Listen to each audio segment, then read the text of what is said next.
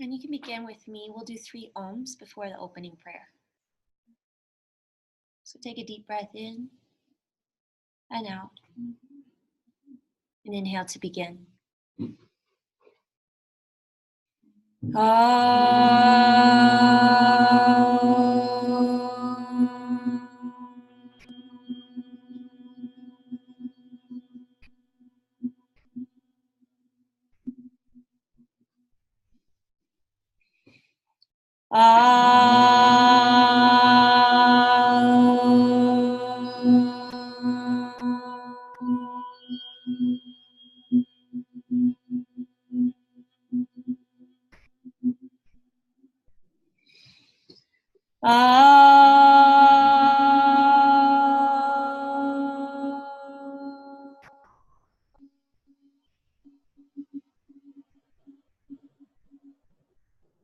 Guru Brahma, Guru Vishnu, Guru Devo Maheshwara, Guru Sakshat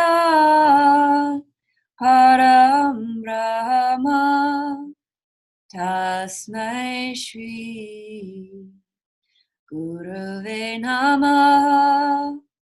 Asatoma Sadagamaya Tamasoma Jyotirgamaya Mrityorma Amritam Gamaya Om Sahana Vavatu Sahanau Bhunaktu Sahaviryam Karavavai Tejasvinavaditamastu Ma Vidvishavai Om Shanti Shanti Shanti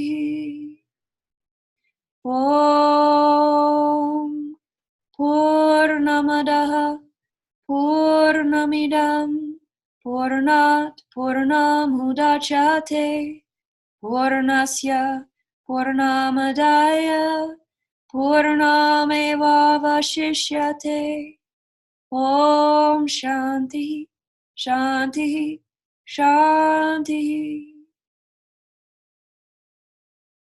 Dakshinamurtaye Tubhyam Vatavrikshanivasani Dhyanayika Niratangaya Namo Rudraya Shambhave Om Yat Pragyanamutacheto Dritishtriyadu Tiranta Amritam Prajasu Yasmanrate Kinchana Karma Kriyate Tanme Manaha Shiva Sankalpamast.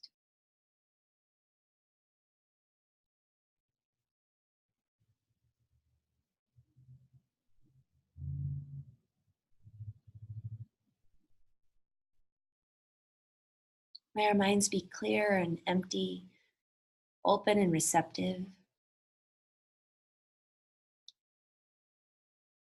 for inner realizations of our highest self, our truth, the truth.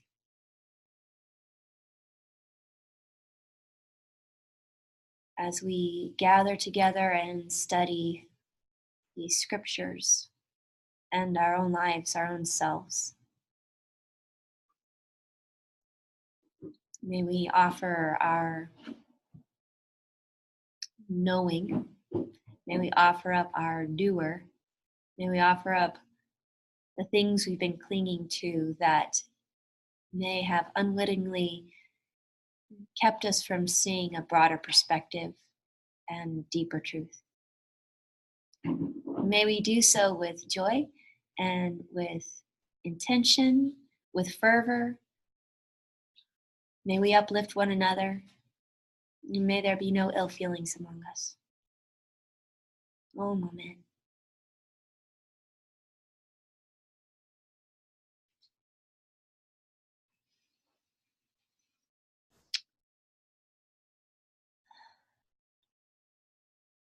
So,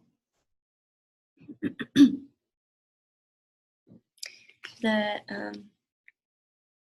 yoga philosophy.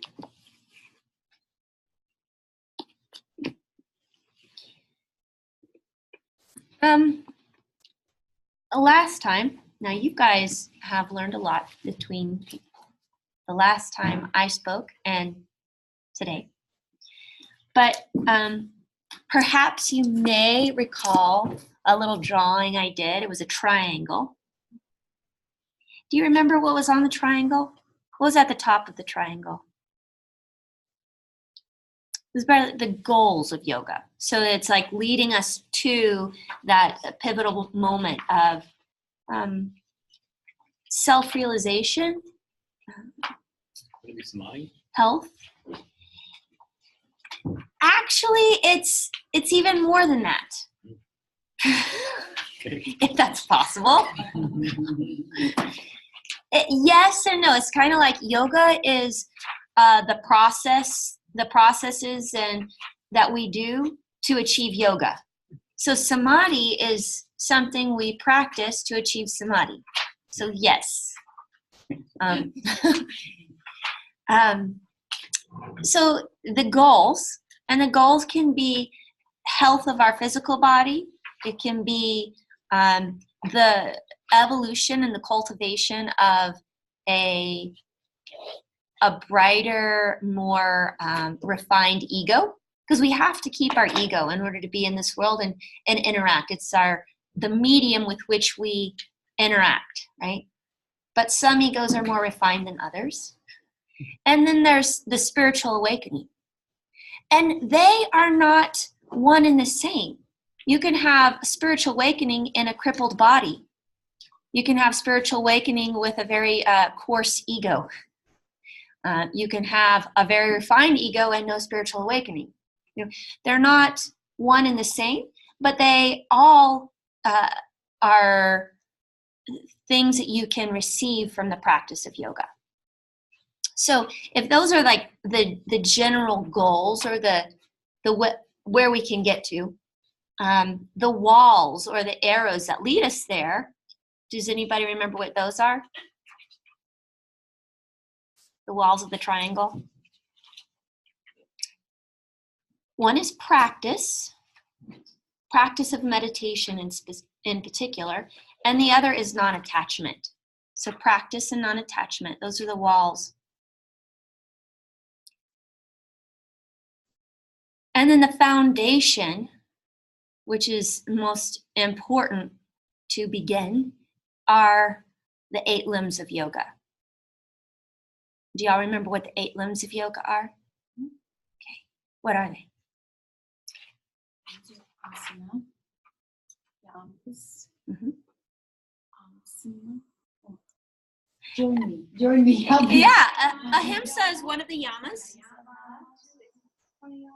Pranayama. What else?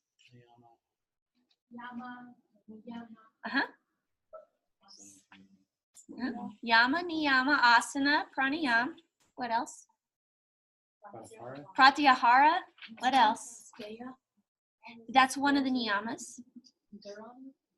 Yes, dharana. That's concentration. And then what else? 2 more. Satosha. That's one of the niyamas.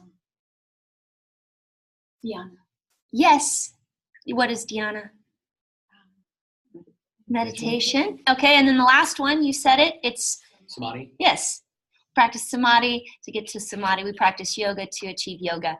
It's a process and a state of being. I like that better than saying goal. It's a process and a state of being. So the Yoga Sutra is where the 8 limbs of yoga are really expounded upon and first written down. And the Yoga Sutra was written as kind of this pathway of yoga. The first chapter was written for those who've been practicing yoga for a long time and have already really achieved the higher states of meditation and samadhi. And so the first chapter is beginning with the most advanced students and saying, this is what yoga is. Yoga is the mastery of the roaming tendencies of your mind. And then it moves on to the different types of roaming tendency the mind does, and the different levels of samadhi, and moves more in that direction of the higher levels of yoga. The second chapter of the Yoga Sutra is for the everyday Joe and Jane, like you and me, who is practicing, thank you. We haven't achieved a state where at any given moment, no matter what's going on, turn the mind to complete stillness, right? We've maybe touched it and experienced it here and there, but we're still practicing to achieve the mastery over that ability. And so the second chapter is where the 8 limbs of yoga come in. And it talks about the afflictions of the mind, the things that afflict our mind, which begin with ignorance. Okay, so all afflictions, everything that troubles your mind starts with ignorance. But what does that mean? What is ignorance? Lack of knowledge. Not knowing. Uneducated. What is the root word of ignorance? Ignore. Ignore. So it is a not knowing due to an ignorance of the truth of who you are. But the ignoring of the truth of your being is not like we're consciously choosing to ignore, because if we were consciously choosing to ignore, we wouldn't be here trying to find it, right? We wouldn't go to yoga class because we'd be consciously ignoring it. It's an unconscious ignorance that is produced by Maya. Maya is the veil, the illusion. It's the veil that covers us, that keeps us from seeing it. But it's not, but it's a requirement.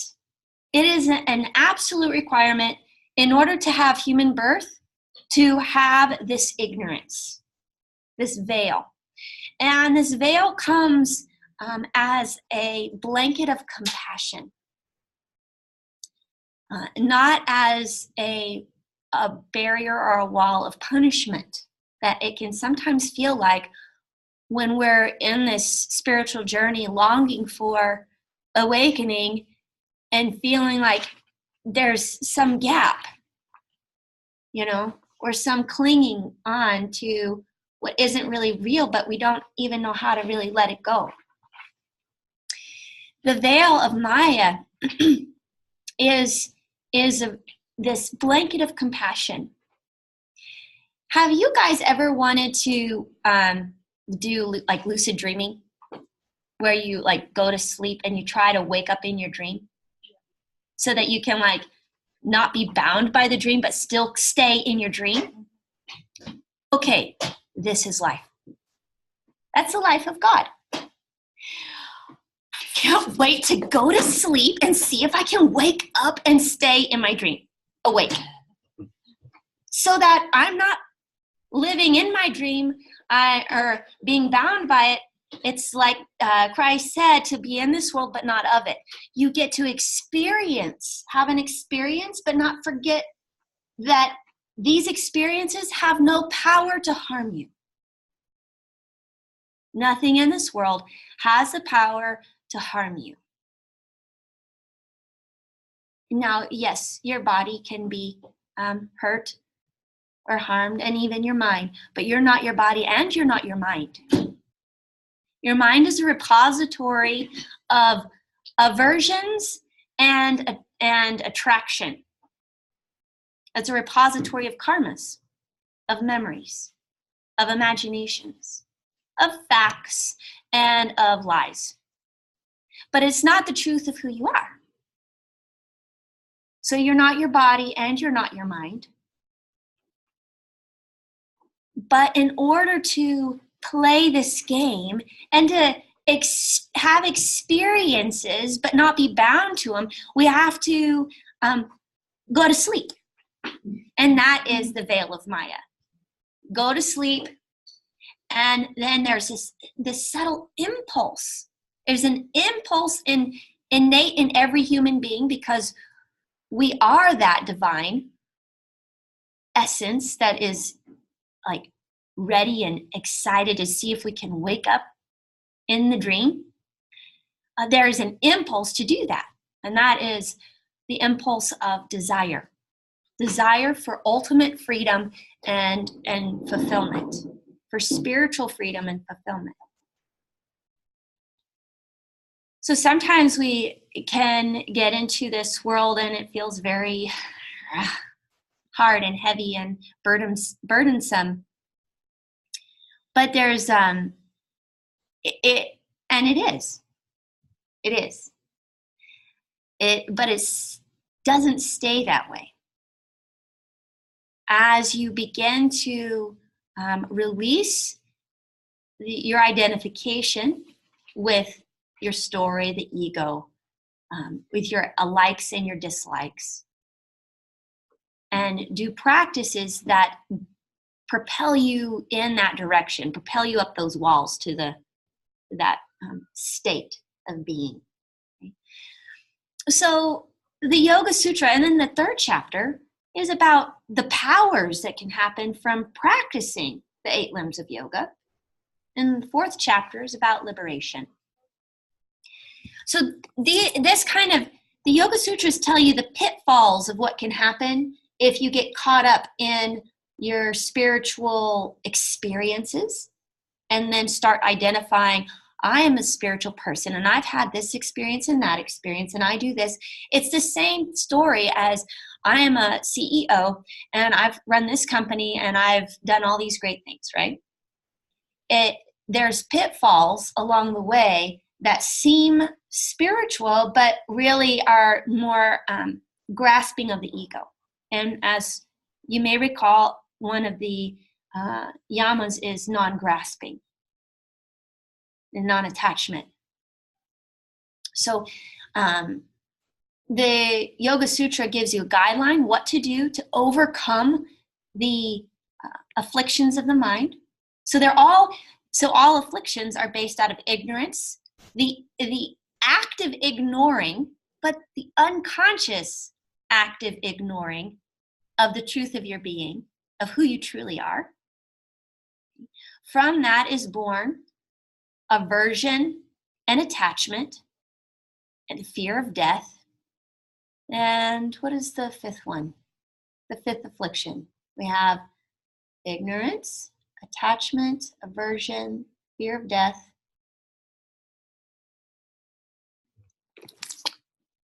Yeah, false sense of self. Asmita. Thank you. False sense of self. Identifying with the ego.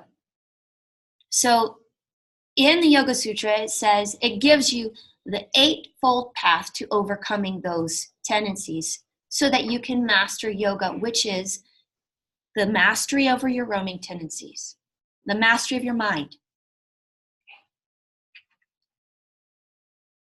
And the main key to mastery over the afflictions of your mind so that it can be at rest is a practice of meditation. It says so. That through meditation, the samskaras, are you all familiar with the term samskara? Samskara is a habit of your mind. It's a habitual thought that can turn into a personality, habitual actions, ways of being that produce the same thing. Have you ever noticed, like, man, why do I keep doing this, or keep attracting that kind of person, or keep falling into this thing? Those are samskaras, and you can create positive samskaras that lead you in one direction, like practicing meditation, doing asana, doing good things in this world, or negative samskaras, that keep you bound up, like going and gossiping. And you find yourself, oh, I did it again, just gossiping. I didn't need to say that. So you create samskaras, but the samskaras will guide you. Whether you like it or not, they're like ruts. They're neural pathways in the mind.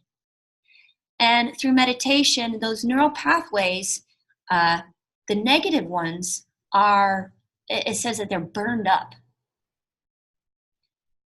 Or you could think of it as rerouted. You create new neural pathways in the brain and in the body and in the psyche that keep you, feed that impulse of desire to wake up. Okay. So that's the Yoga Sutra in a nutshell. Do you have a version you like?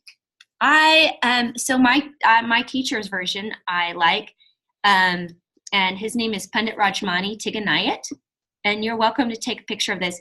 So he has, like many people who have translated and made commentary on the Yoga Sutra, sometimes they split each chapter into a whole separate book.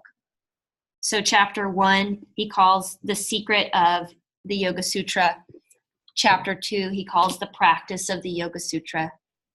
And he is still writing chapter 3 and 4. But these are the ones that I really like, personally.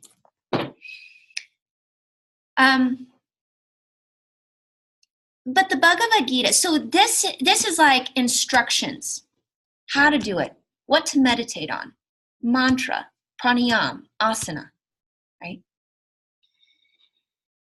And then right next to it, so this is the foundation of the triangle, and then the walls of the triangle are practice and non-attachment. And that's, even though it does mention practice and non-attachment in the Yoga Sutra, it's a verse, it's one line. The entire book of the Bhagavad Gita rests upon these two elements of practice and non-attachment. Yes? I just wanted to go back to the sutras discussed this morning, is that the sutras themselves, the list of 8 limbs, is not necessarily the instruction. It's correct. What you're supposed to do, and then that's why it's important the commentary that you choose, because the document we went through this morning stated that it was assumed when those were written that you would have a teacher. Yes. You want to do that, so the text and the commentary becomes the teacher along with your teacher, like Shanti's teaching us all about it. Don't automatically know how to. It's hard enough to say the words, much less to know. Yes. So essentially, what the Yoga Sutra does when it goes through the 8 limbs, it yes, it's very important on the commentary, whose commentary you read, because it's going to give you a whole different spin on what is understood and what is meant by the words, because it just says, the yamas are ahimsa, non-attachment, non-stealing, truthfulness. And it doesn't really go into the depth of the meaning of those things. For example, non-stealing doesn't just mean I'm not going to steal her pen. It might also mean I'm not going to talk bad about her and steal her reputation. No, I'm not going to steal from the environment by the way I live. So there's subtleties and things that are meant and layers upon layers on each thing. And when it speaks about asana, it says like the quality of asana. It doesn't tell you what all asana you should do. It says asana should be stable and comfortable. That stability and comfort are asana. And what it's really referring to are that you find your asana, which specifically in the Yoga Sutra meant your seated posture for meditation, is steady and comfortable. Because if there's discomfort in the body, there's distraction in your mind. to some level. So all the asana that we do in our asana class are intended to guide us into a state where there's no pain or discomfort in our bodies, so that our minds can be still. So then there's other scriptures like the Hatha Yoga Pradipika and other scriptures that tell you what asanas are. And I'm not familiar with some of the text for the Kundalini Yoga, but the Kundalini Yoga postures, they all come from the same place. Hatha Yoga, Kundalini Yoga, the postures are all coming from the same place. It's just how you emphasize the breath, the attention, and the sequence, the order in which you perform the exercises. I'm oversimplifying it right now just to get a general understanding. So yes, Kevin is right. It is important which translation you get to understand what's really meant when it says asana, when it says pranayam. You know, the mastery of asana is not the pose. In order to master asana, according to the Yoga Sutra, is you must master your breath. Mastery of your breath in the pose is mastery of the pose, not the shape of it or how far you can get into it. It's mastery of your own nervous system, because we're not trying to put our body in a box. What we're trying to do is unleash the potential that's housed inside the body. And so whether you can do a full-on,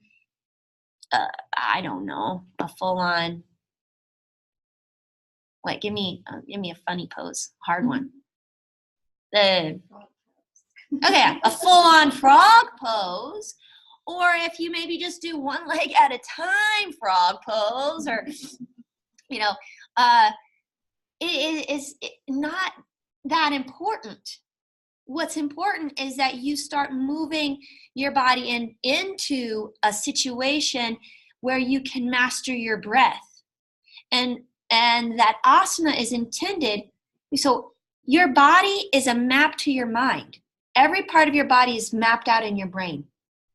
And so as you're practicing your asana, the intention is to keep your awareness in your body to know what's going on. Where is their breath not flowing? Where is there tightness or tension that could maybe lead to disease, lead to injury, lead to distraction in my mind when I'm practicing meditation? That's the point of it. And as you take your attention to your body, so like say you're doing a stretch here, I feel a pulling in my knee or in my groin, and I feel this right here. So what's happening is all those parts of the brain are lighting up. Okay? If you don't ever do this, then those parts of the brain aren't activated as often. So then we do this stretch with my attention right here in all the parts that I feel, and then I start breathing consciously. Now what I'm doing is I'm giving prana to those parts of the body and that part of the brain to start synchronizing the brain and awakening it in different ways. Now your brain is not what brings enlightenment. Your brain is an instrument or a tool of your mind. So we're sharpening the capacity of your brain because, a really good tool makes the job a lot easier. So having the right nutrients for your brain, the right neurotransmitters for your brain, the right internal environment, and doing that is helped by asana. And asana is mastered when you master your breath in the pose. So it doesn't matter if you can get all the way down, which I can't. Okay? Some people can get all the way down and touch everything. It doesn't matter. It's where you are, and can you awaken the potential inside of you for that awakening, or the integration. And then there's pranayama. And the mastery of pranayama is the ability to master your inhale and your exhale. It's pretty simple. Mastery of your inhale and your exhale. Now, there's all different techniques to access different abilities. So there's breath retention, there's breath suspension, there's quick breaths, there's long, slow, deep breaths, there's alternate nostril breaths, there's all kinds of breathing, right? There's tongue breathing. They all have different effects on the nervous system. But ultimately, the mastery, this is what's so beautiful about life, is that the most advanced things are the simplest ones that the mind, the ego, wants to often pass over in an effort to achieve something.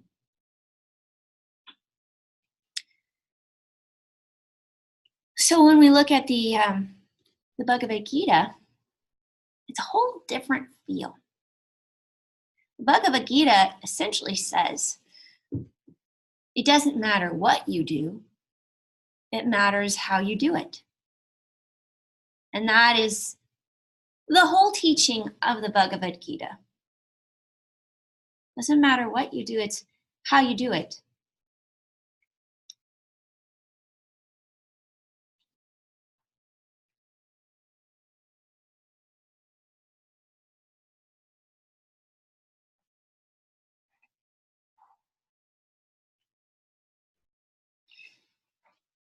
In the first chapter of the Yoga Sutra, it says, yoga is the complete mastery over your roaming tendencies of your mind.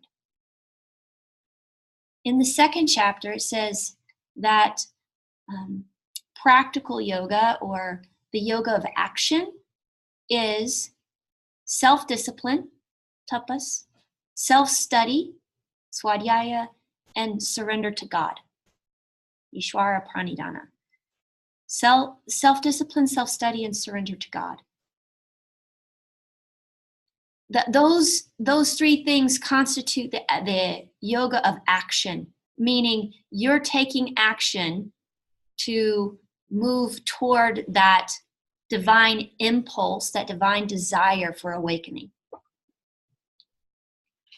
And then yoga, once you've reached a certain point, mastery of telling the truth, of not being jealous, the mastery of the yamas and the niyamas, then mastery of your asana and your pranayama, the mastery of your senses.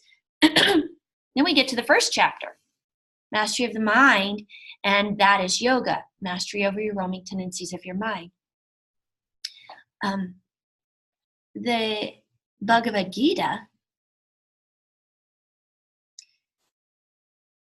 is, the whole purpose of this is for the waking up to your essential nature, to the truth of your being. And it says that the thing that keeps you bound are essentially the afflictions, the attachment to the false sense of self, your attachment to the things that you like, and the aversion to the things that you don't like. And this is what creates the wheel of karma and the wheel of the cycle of birth and rebirth and death. Do we have a whiteboard?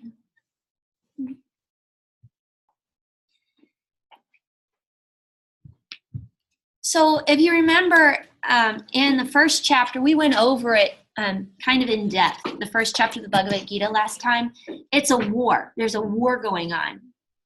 And who is the war? What is the war about? Who is it between?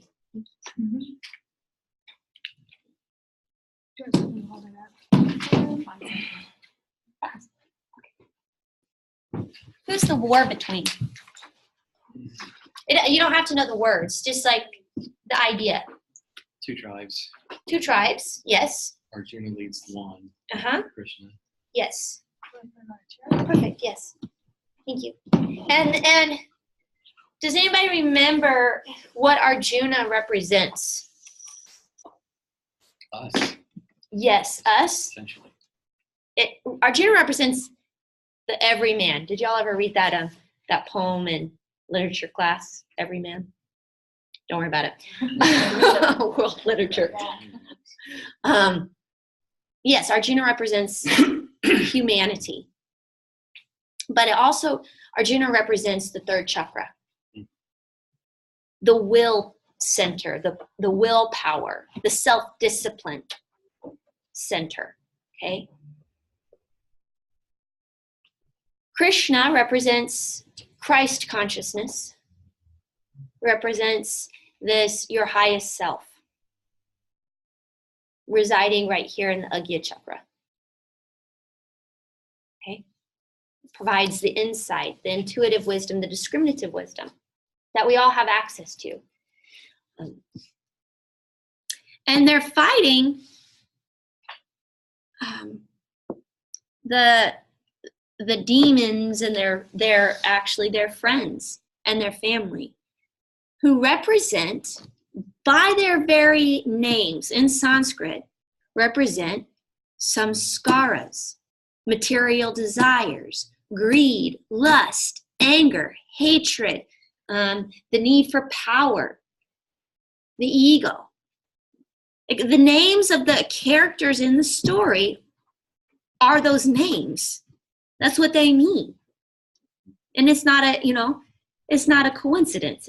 So where there's the whole beginning chapter is, okay, willpower. So the Christ consciousness, this intuitive wisdom says, well, no, first, Arjuna, it dawns in his, that seed, that impulse of desire to wake up dawns in his mind. It says, oh, I want to do this. And it sparks the Christ consciousness, the Krishna, and says, ooh, you want to do this? Well, let's do this. It takes will. It's not an accident that Arjuna represents this Manipura chakra. It takes a fire. It takes a perseverance, a determination to actually do it, right? Well, then he sees what all he has to give up. And it's frightening, and it's scary, and it seems impossible, utterly impossible. So the whole first chapter is just telling who's fighting who. And it even says, I love the overlap between the Yoga Sutra and the Bhagavad Gita, because when they're about to go, they're all sounding their horns and their bells and whistles to show like how mighty each side was. And the Kuru side, the negative tendencies and the blind mind, they were all creating this thunderous noise. It's kind of like when you have a tendency to go do something and you don't want to, and you just can't get it out of your head, and you're like, oh, like that kind of feeling.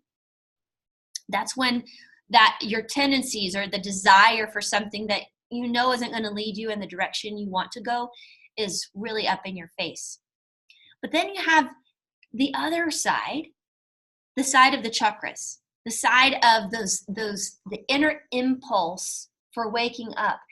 And it says when they blew their conch horns, one was Panchajaya, which means, Jaya means victory over, and Pancha means 5. It's referring to the 5 senses. So it's calling on that ability to withdraw the senses. And all of them put together, when they each sound, their sound is the sound of Om. And that when they chanted the sound Om, or when that sound was starting to swell from the Pandu camp, it pierced the heart of the Kurus. It pierced, and it sent terror and fear, because they realized that sound, that Om sound, in and of itself, has more power than all the thunderous noise that your mind and your thoughts and your tendencies and ego can produce. There's a power in that, and it's recognized. And so in the story form, the Bhagavad Gita is a story, and it's in story form, and it's a parable. And so understanding the intricacies and the meanings behind just reading the words is what I find the most fun, because it's saying that meditation on the mantra will quiet the mind, which is exactly what it says in the Yoga Sutra. Meditation on the mantra, chanting the mantra, and by the way, chanting the mantra is the same as meditating upon it. Okay? It burns up some skaras, bad habits, tendencies that have led us astray. That sound, Om, that mantra. Okay. So, second chapter comes along of the Bhagavad Gita, and Arjuna is saying, I still don't know what to do. I still can't do this, but I really want to be your student. Will you please instruct me? Just tell me what to do and I'll do it. And has anybody ever felt that way? Just tell me what to do and I'll do it. Anything, but it has to be really clear. Be real clear. So I'm not wandering, right? So he's doing that. And Krishna doesn't tell him what, well, actually he does. He says, fight. But Arjuna didn't really want to hear that answer. So he says, I'll do what you say, but not that. I don't know if I can do that. I don't know if I can handle that. And so Krishna's response, Arjuna says, well, he's trying to pick at, do I really have to kill them? Is it really worth it? And coming up with all kinds of great reasons why it's not. Very logical, very persuasive reasons. It's not worth it. Krishna doesn't even address that. Krishna keeps honing Arjuna's attention that you're dwelling in ignorance. You're ignoring the truth of who you are. All this other stuff is playing out, but I want you to remember who you are. And so he keeps addressing, wake up. So chapter 2 is a little bit of a slap in the face. Just says, rise up, assert your strength, assert your will to overcome these tendencies and these powers that have kept you bound. It kept you in this pain and sorrow. Kept you in from experiencing your essential nature. And he keeps moving in this direction, and he says to remind him, constantly reminding him, you are not the doer here. You are not the doer. And Arjuna was like, well, you're telling me to do something, and now you're telling me I'm not the doer. This is very confusing. You're telling me to fight and to act and be in this world, but I'm not the doer. And not only that, it says in chapter 2, oh, this ruffled his feathers. He says, you have the right to work, but not to the fruits of your actions. What? So you're telling me I have the right to work, but I don't have the right to receive the fruits of my work? This is not going to fly over here. And Krishna says, wake up again. Little loving slap across the face. Chapter 2 is the only a little kind of harsh one where he's like, wake up, wake up. The rest of the Bhagavad Gita is all love and soft. But this one is just kind of, to shake him up a little bit. But it's always done out of love. And he's like, you think you're beating your own heart? You think that you are blinking your eyes? You think that you're digesting your food? You think that you had that idea? Man, you don't even know half the time where your thoughts come from. And now you're going to take ownership over the idea that I gave you? You're going to take ownership over the energy and the strength that you have right now to do this action, to do this work? It's like, no. You're not the doer. There's this power that wakes you up in the morning, and the power that allows you to sleep, and the power that allows you to see and to use your senses, and a power that allows you to breathe and to love and to laugh and to experience and to work, and a power that gives you these really great ideas to be creative and do something. And now you want to take that power and say, I deserve something from this. It's mine. And Krishna says, it's not yours. And if you think it is, you're a thief. If you think that what you have belongs to you and that you are entitled to it, and that you don't give any recognition to the energy that was given to you, to the life that was given to you, to the body that was given to you, then you're acting like a thief.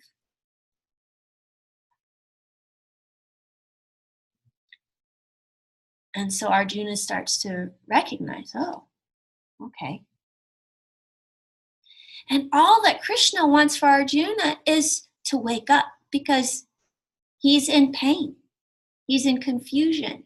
He's torn right now. He's right at that precipice of being torn between letting go of these things, but not having quite achieved the benefits of the spiritual practice fully yet. So he's feeling completely alone, isolated, and empty-handed. I'm leaving these old tendencies, my comfort food that I use, my bowl of ice cream I used to eat every night. I've decided that I'm just not going to have that anymore. And yet I haven't quite experienced the fulfillment of where I don't need it, where I don't want that comfort food, right?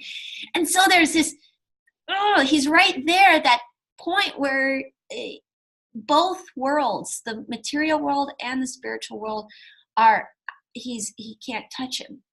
He's not satisfied by either one of them yet.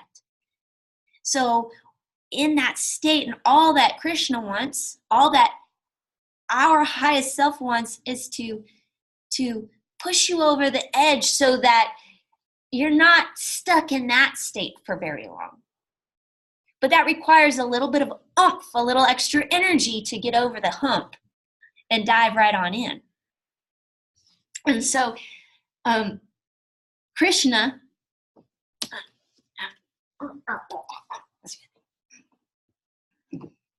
because Krishna is a part of you that is that God self that says, I want to wake up in my dream. So he's like, come on, Arjuna, wake up. And it's like in his little ear, just begging him to wake up. But in order to do that, requires the practice of non-attachment. And why non-attachment? Because we want to move beyond the realm of being bound by our actions and being bound by our mind, being bound by our samskaras. Because the samskaras will completely guide you, whether you are aware of them or not, because they are the neural circuitry of your brain. And they're even deeper than that. They're that impulse that, have you ever had this situation where you just found out that a spiritual practice, and you've been trying to practice it, and you realize that this practice gives you compassion. Okay, and there's some situation in your life where maybe you haven't mastered compassion with a person, and you're about to walk in, and you realize that there's a little trigger, and you take a few deep breaths, and you say, to yourself, I'm not going to say anything. I'm not going to do what I've always done. Right? You walk into the door. There they are. You're like, you're feeling pretty confident. I've got this. Watching your breath. And they say something and you do the very thing you said you're not going to do, the thing that you always done. You have no power yet to overcome and get out of that rut that you've been in. That's called a samskara. And there's no blame, there's no fault, you didn't do anything wrong. It's just a rut. And it takes practice. It takes practice and practice and practice to wear the rut down enough that you can easily, it's kind of like if you're on a bicycle and you're in a rut, and if you try to get out of it, you can fall and hurt yourself. You gotta have to wait. You gotta stay in the rut until you see a little where it's not so high up, where you can get out without falling. Or you have to actually stop, pick up the bicycle and put it out of the rut, right? But then eventually, if you didn't put it far enough, you might fall back into that rut again, and that's okay. It's just the nature of it. But those samskaras and those habits are propelled and reinforced by attachment and aversion. So how this works. And this is what keeps you on the wheel of karma.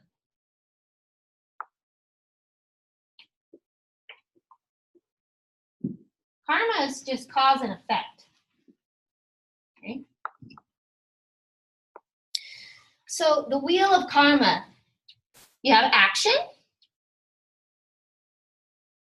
And I'll move out of the way I'm going to write this and then Okay. So you have action. Let's make a wheel.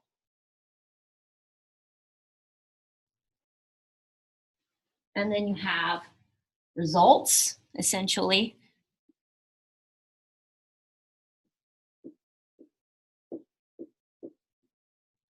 Which can be positive, pleasant, or negative, unpleasant results. And then you have the impressions.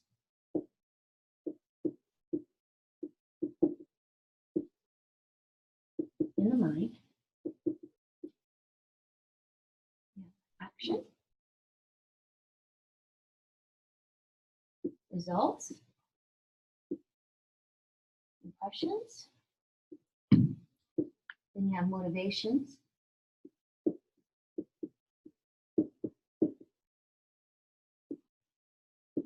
Which propel you to act.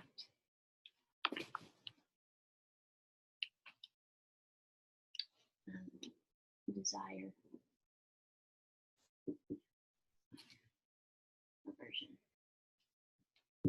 Okay. So these kind of, that one's dead. All right. So the law of karma, or the wheel of birth and death and rebirth, and how to get off of it. You have an action.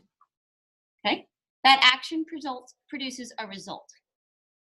That's pretty normal.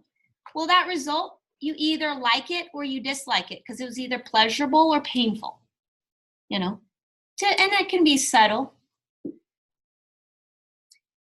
When we have a charge or an attachment or an aversion to that pleasure or pain, that charge gets deposited into the unconscious mind. It's called the chitta, part of the mind, the chitta.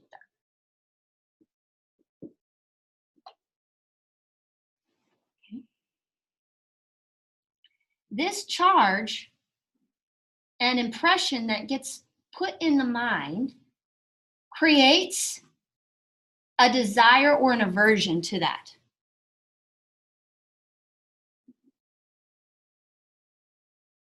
This desire or aversion is going to then create a motivation for your next action. I'm not going to do that again because I sure didn't like the way she responded. Or, ooh, I'm definitely going to do that again because that felt really great. Okay. So now your actions are being motivated not towards or because of some higher purpose. They're being motivated from a desire or an aversion to something that you like or dislike, whether it's good for you or not.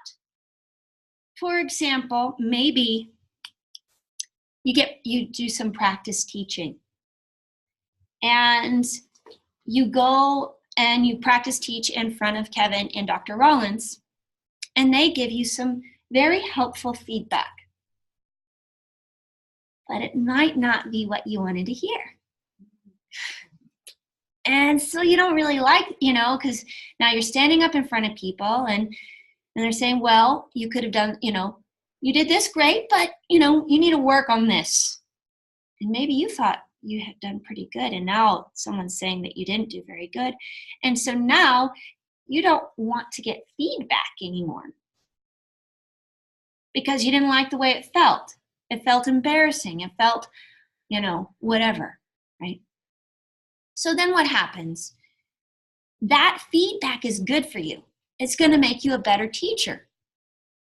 But because you didn't like it, the way it felt, then you're going to avoid it. And that's going to motivate your actions, right?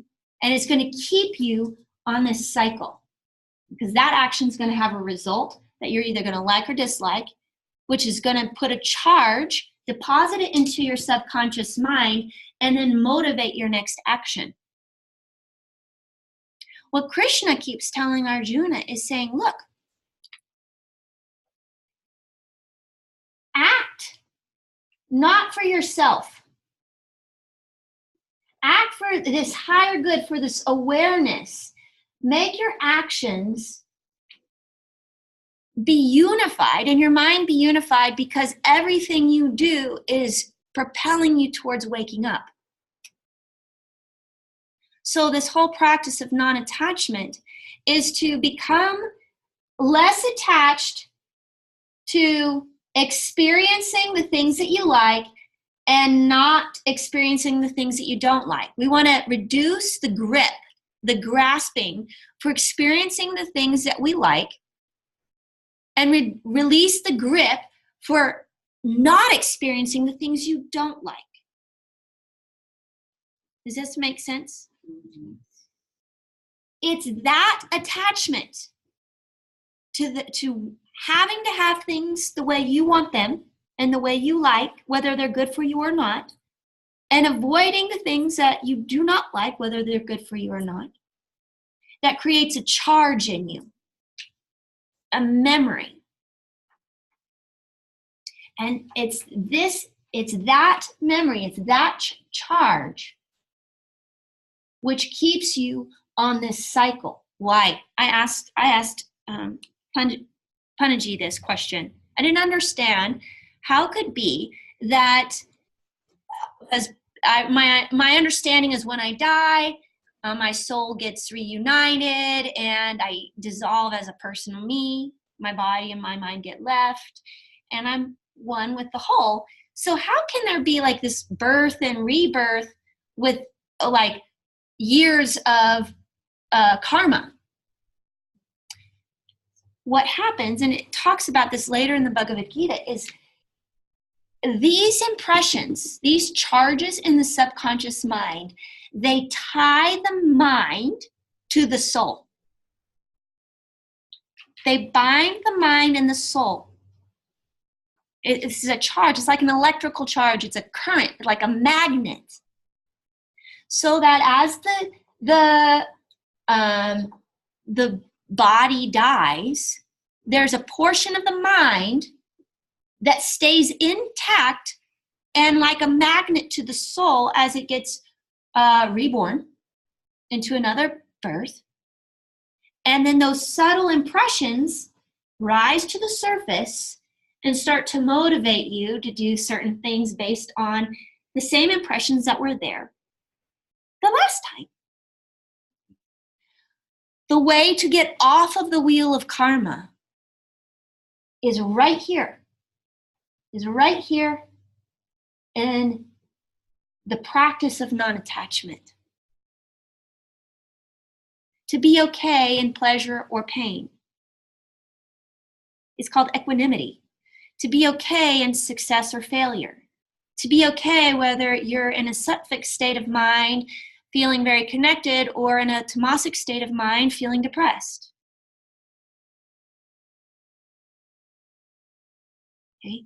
Even in the Bhagavad Gita later, it says don't crave for a sattvic state of mind and have aversion, don't be attached to it and have aversion towards a rajasic or tamasic state of mind, even though all of our actions are moving us out of a tamasic, rajasic state into a sattvic state, a clarity. Don't be attached to it, because it's the very attachment that's going to keep you bound.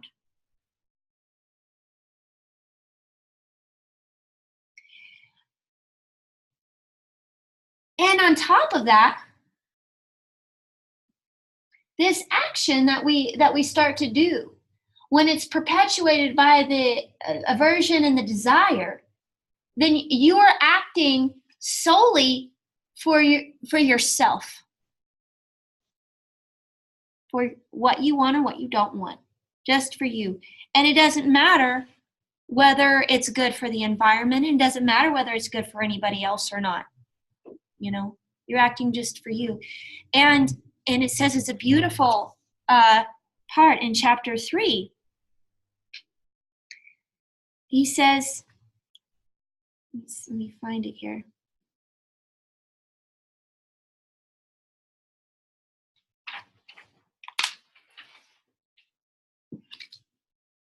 Well, let me go back before I say that, just because it'll help tie it together. So the first 2 chapters is Arjuna's plight, where he's at in this state, and Krishna's saying, wake up in your dream, do it, you can do it. That means you're gonna have to let go of a few things, and it means that if you really want to wake up, then you have to let go of the need to have things your way all the time. Okay? That compulsive need to, here's some fun, I'm not getting off topic, I promise. Here's some fun, practical things that you can do to help develop this quality, because that's important. Okay, it says to practice non-attachment. You can't force yourself to not be attached to what you're attached to. You can't stop it. But what you can do is you start cultivating an ability to not be ruled by it. For example, say you walk into a room and it's really, really cold. And immediately, you have this version. Immediately you go to turn up the heat and put on a jacket to alleviate your discomfort. What if you just wait 5 minutes and you feel the sensation of coldness in the room? And you don't immediately rush to alleviate the discomfort. It's a small discomfort. I'm not advocating to be a masochist here. I'm saying maybe you go and what some tendencies are, I don't know. Oh, maybe you're really craving this piece of chocolate, like to the point where it's like, I can only think about this chocolate or this cake or this pie, whatever. Okay. And instead of immediately going to get it, you have a cup of water first. And then just notice the sensation of wanting that piece of chocolate without immediately gratifying this desire or this aversion. So you can pick in your life what it is that you have a tendency to do. Okay? To instantly change the outer circumstances to make you more comfortable. Again, I'm not saying be masochistic and be uncomfortable all the time. That's not the point. The point is just to notice, can you begin to allow yourself to feel that which you don't necessarily like? It's not harming you, right? It's not hurting you, but it's not your favorite thing. You have a little aversion to it. You have an aversion to waiting on eating that piece of cake. I don't know what your thing is, but you know what your thing is, and you can make it a game. Can I just feel the sensations? Just that little practice where you wait a few minutes before acting to alleviate whatever the discomfort is. And you can do that. You can turn up the heat in the room. You can go eat your piece of chocolate. You can do all those things. But giving yourself just this window of experiencing consciously, voluntarily experiencing a small amount of discomfort will help reduce this so that when it comes up in your life, you're not propelled to act in a way just to alleviate this thing. That makes sense? Does that sound like a fun little exercise you could do? Yeah. And if you want to have even more fun, then you can take a cold shower every morning. And that's a good way to practice doing something that doesn't necessarily feel good. That's good for you. So, exactly. Okay, so Krishna is saying, stop being so attached to these things so that you don't put more impressions in the mind, so that the mind can be released from the magnetism of the soul, and the soul is then the guide and free to either not come back or to come back consciously. We won't get it. That's a whole nother realm of discussion we won't get into right now. And so in order to do, so the whole Bhagavad Gita is, it doesn't matter what you do, it's how you do it. What is motivating your actions? Is it a motivation that's driving you towards waking up, or a motivation that's driving your desire or aversion? So coming to understand more deeply your motivations for your actions, for why you say what you say, do what you do, think what you think. And this requires a degree of self-awareness and self-observation, but compassionate self-observation. Because this is not going to work if you're judging yourself for the things that you're doing. It's not going to even allow you to see clearly if you're seeing it from a judgmental standpoint. Yep, did that again. Man, I can't believe I did that. It's like, oh no, or I'm so lost in it, I can't even see what's the cause of it. Here's another thing, and this is talked about in the Yoga Sutra, is that the issue with the desire and aversion is, in desire, again, we have that impulse of desire that's pulsing through us all the time. But that desire is for freedom and fulfillment.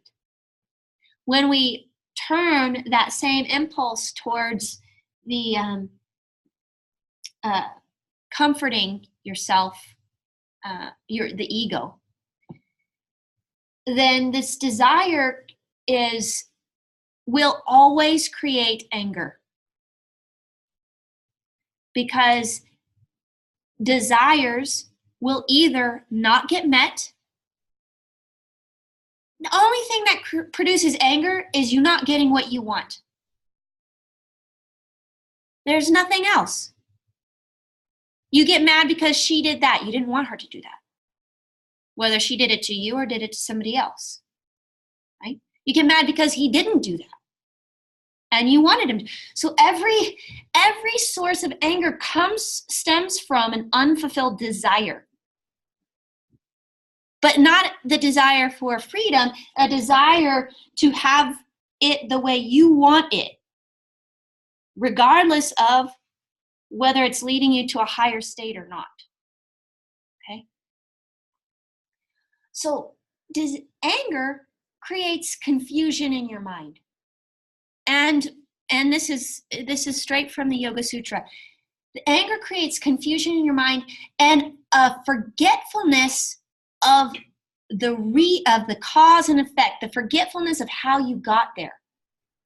So what this desire does right here is it clouds your vision and your memory for how you even got to that place. Has anybody ever been so angry and then it's like you can't even remember like how long you've been angry or for what you were angry about?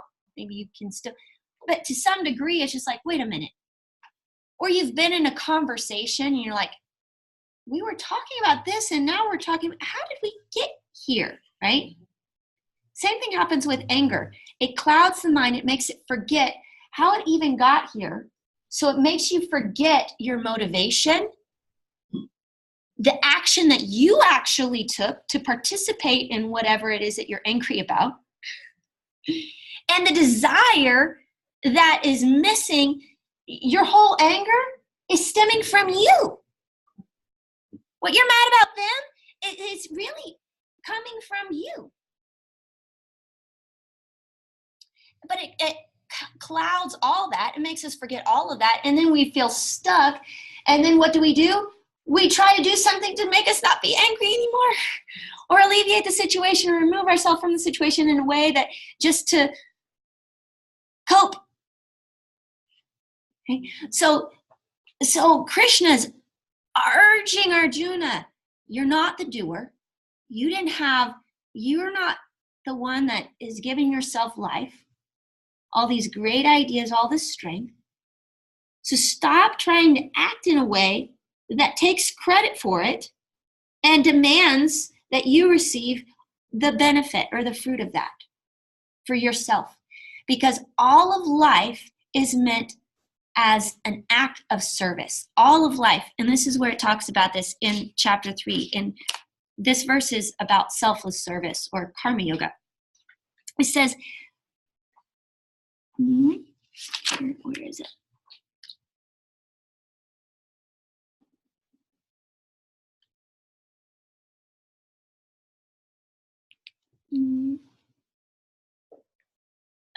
Let me just read some here.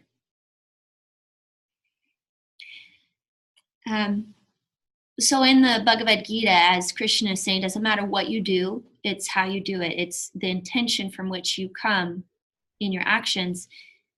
But there's 4 main ways to achieve the goal of yoga. 4 main routes. There's 4 types of yoga. There's karma yoga, jnana yoga, bhakti yoga, and raja yoga. And they all get you there. Karma yoga is asana, is the 8 limbs of yoga. Well, actually, it's the first 5 limbs of yoga. Karma yoga is anything that we do as an action to propel us towards a higher state of awareness. It's often translated as selfless service, and mistakenly we think that karma yoga is like volunteering. And that is. Karma yoga is volunteering, but it's more than that. Karma yoga is any action you take to wake up. Meditation is karma yoga. Asana is karma yoga. Pranayama is karma yoga. Acting at doing your dharma with awareness that I'm going to intend not to be driven by my desires and aversions. That's karma yoga. So being a mom with my intention of doing my best to live consciously is karma yoga. Doing whatever you do in your life. Driving your car with compassion, that's karma yoga. Okay? So again, it's not what you do, it's how you do it. And chapter 3 is the first chapter where he starts talking about these different types of yoga, and it's karma yoga. So he's urging Arjuna to live his life, to act in this world and to do, but to do with one goal in mind. He says, one who shirks action does not attain freedom. No one can gain perfection by abstaining from work. So we have to work in this world. We have to be in this world. Indeed, there is no one who rests even for an instant. All creatures are driven to action by their own nature. Meaning, you can be lying down sleeping, but your digestion is still working. You can't stop yourself from blinking for an extended period of time. Right? We're driven to act unconsciously by nature. We have to urinate, have to breathe, have to eat. These things are actions. And so he's saying, don't try to abstain from certain actions. You're bound to act by your very nature. So make your actions conscious. Do them, perform them consciously with intention. Those who abstain from action while allowing the mind to dwell on sensual pleasure cannot be called sincere aspirants. Maybe you stopped yourself from doing something that you shouldn't, but you keep dwelling on it in your mind. You haven't actually stopped the act. It's still happening. You're still producing mental samskaras and impressions. But they excel who control, and instead of the word control, I really like the word master, because it's not about, control makes it sound like you're determining what's right and what's wrong. But master is more like a recognition of how to handle your senses, right? So they excel who master their senses through the mind, using them for selfless service. So we use our body and our mind and our senses to serve something greater than our sense pleasures. Fulfill all your duties. Action is better than inaction. Even to maintain your body, Arjuna, you're obliged to act, like bathing or going to the restroom. Selfish action imprisons the world, so act selflessly without any thought of personal profit. At the beginning, here's where it is, mankind and the obligation of selfless service were created together. Through selfless service, you will always be fruitful and find the fulfillment of your desires. This is the promise of the Creator. I'm going to repeat that. At the beginning, mankind and the obligation of selfless service were created together. Through selfless service, you will always be fruitful and find the fulfillment of your desires. This is the promise of the Creator.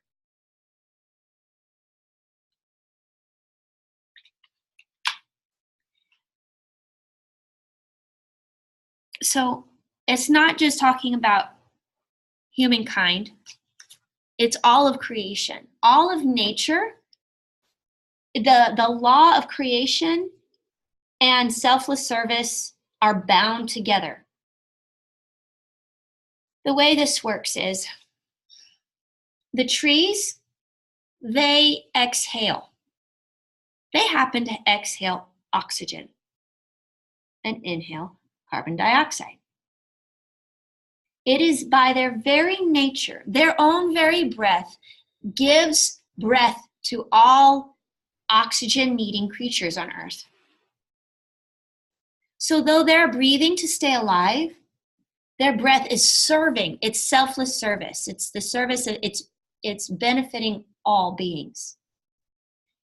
Dust storms that happen in the Sahara Desert, they swirl and they bring up the minerals from the soil, and then the wind carries it to the ocean, which then produces the minerals needed to produce the algae and the plankton for those little tiny things to eat. And then the bigger fish eat them, and the bigger fish eat them, and the whole cycle of the ocean So the wind and what's going on in the desert has an effect on the life of the ocean. We're all connected. And the very life of this thing is creating and sustaining life over here. It's a grand thing, a grand cycle of life that everything is serving something else by its very existence. And so Krishna is saying, stop being so selfish and thinking that you're only here to live for you. Your actions, there's an obligation for your actions to not just be for you, though they can be. Selfless service is not meant to be like, I should negate myself or not even think about the results of my actions. You need to understand what you're doing and make an effort to do the most good for the most people, yourself included. You know, we're not intending to demean ourselves or deprive ourselves to, you know, give to others. But what is meant is, in order to serve, your actions must not only be uplifting for you in this way, not in this way, but all of humankind, all of the environment. To recognize what you're doing and the actions that you're doing, and to serve something greater than just your own desire.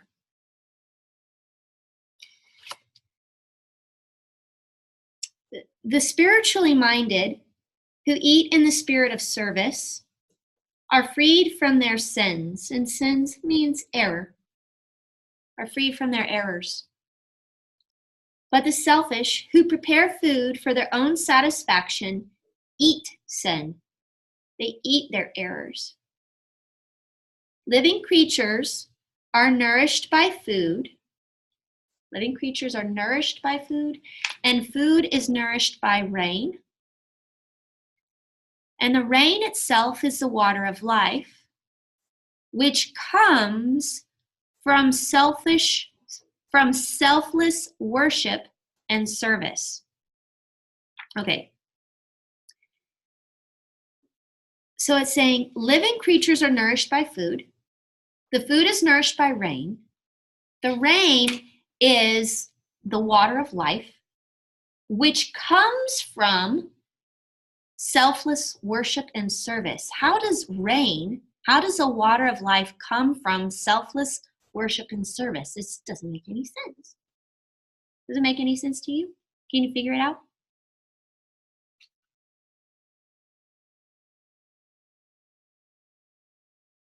We'll look at it on an esoteric level and bring it down. So, where's the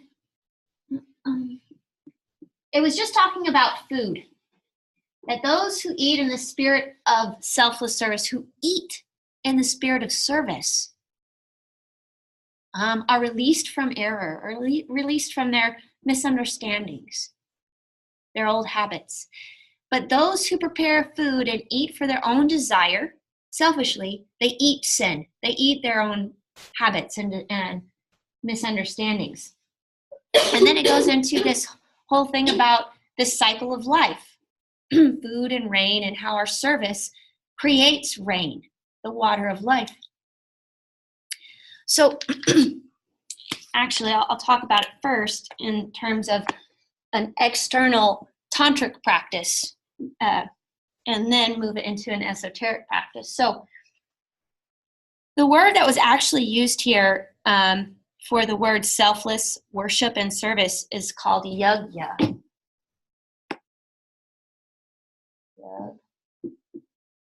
Yeah, that's how it's spelled, but it's pronounced yajna, which means a sacrifice or an offering. Okay? You don't have to know this word, but I'm just letting you know that's where it's coming from.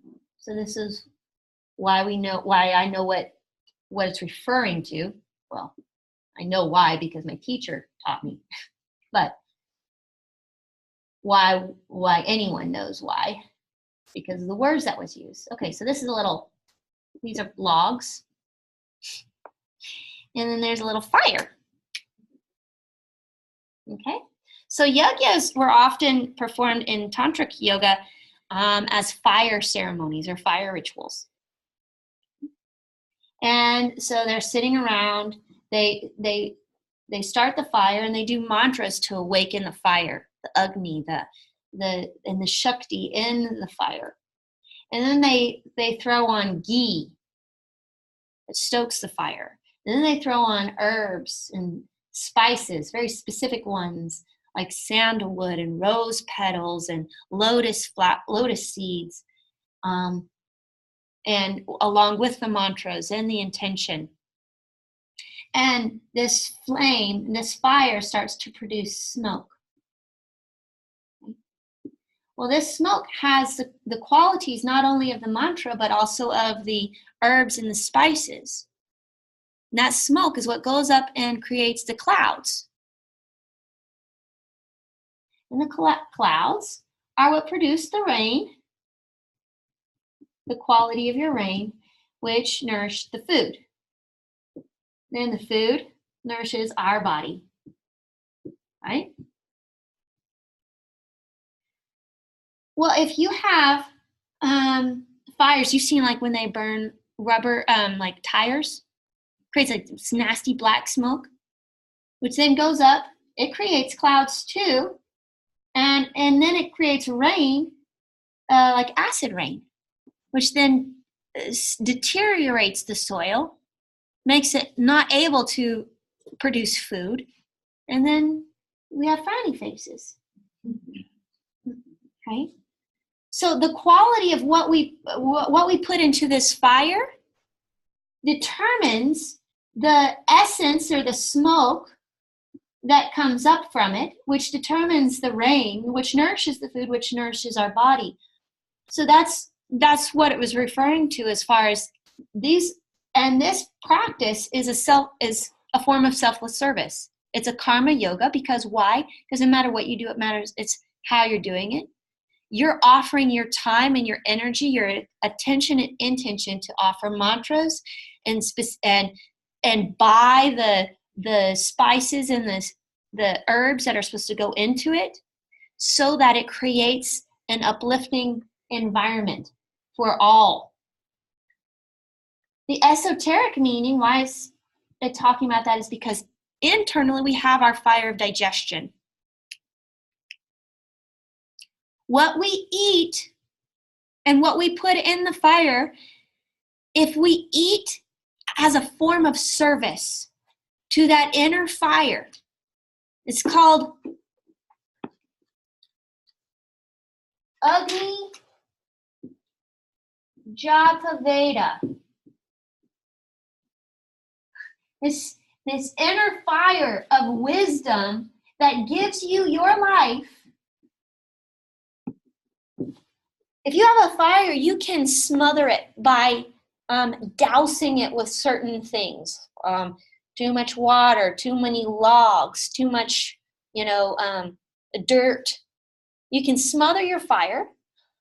You can also maybe put way too much gasoline and it goes out of its bounds and creates inflammation in your whole body.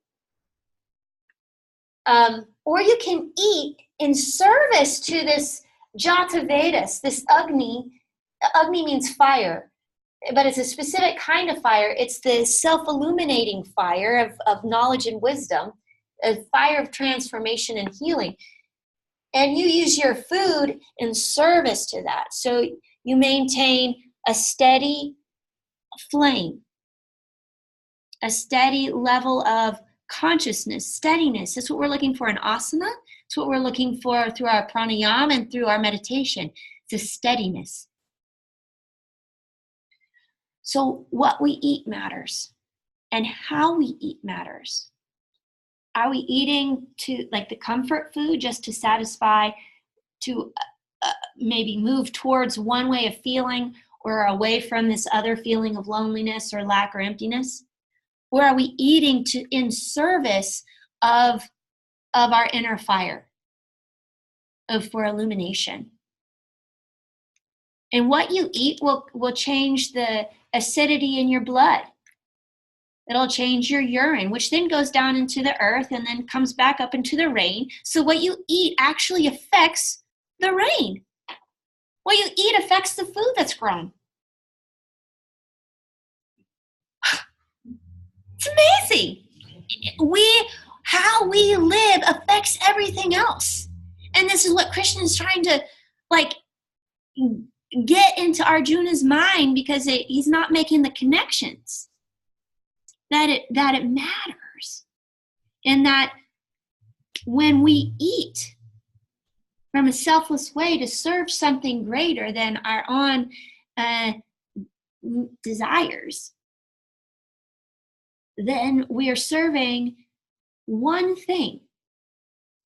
And this chapter goes on to talk about when we haven't mastered our senses, meaning we just can't help ourselves from going and watching that kind of movie that puts violence in our mind or fear in our mind, or you just can't help but listening to the gossip that makes you feel good that someone else is going through something, or makes you feel mad because it gets you righteous. And we don't have control. We just are propelled this way and this way.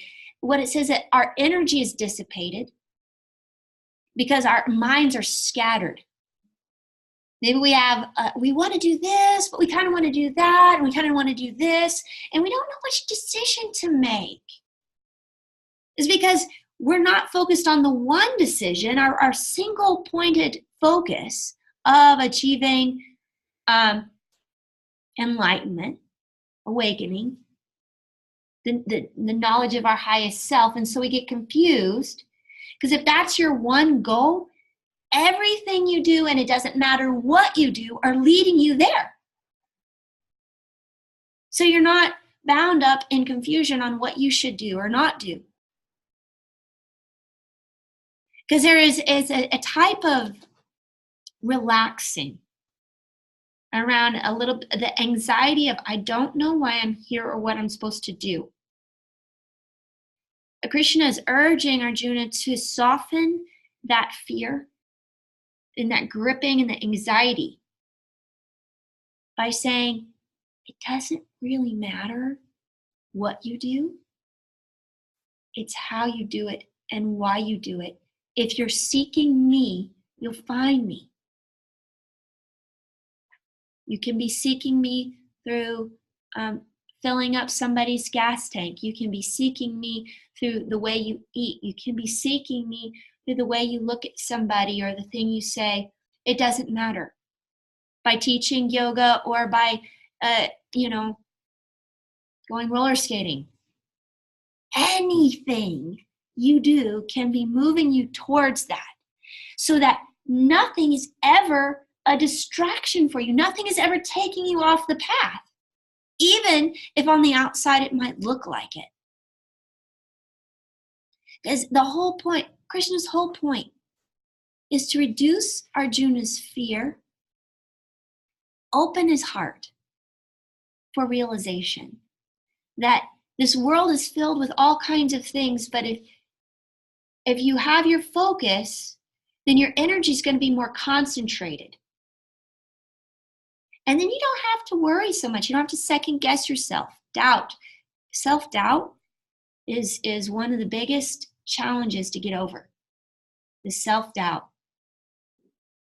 And when you harness your energy and you're moving towards one direction in everything you're doing, then you don't doubt what you're doing.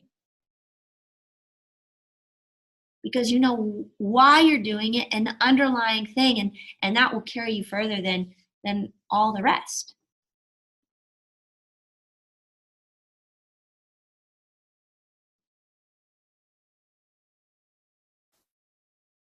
Any questions, comments, concerns? Good stuff. I know, right? I was like, this is so awesome. It really is.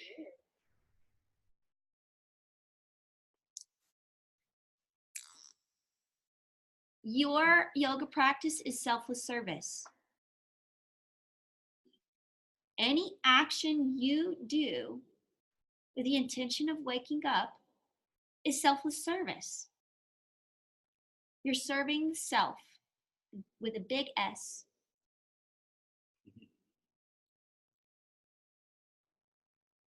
It's karma yoga. And that is the first path that's described in the Bhagavad Gita. Karma yoga. The path of action.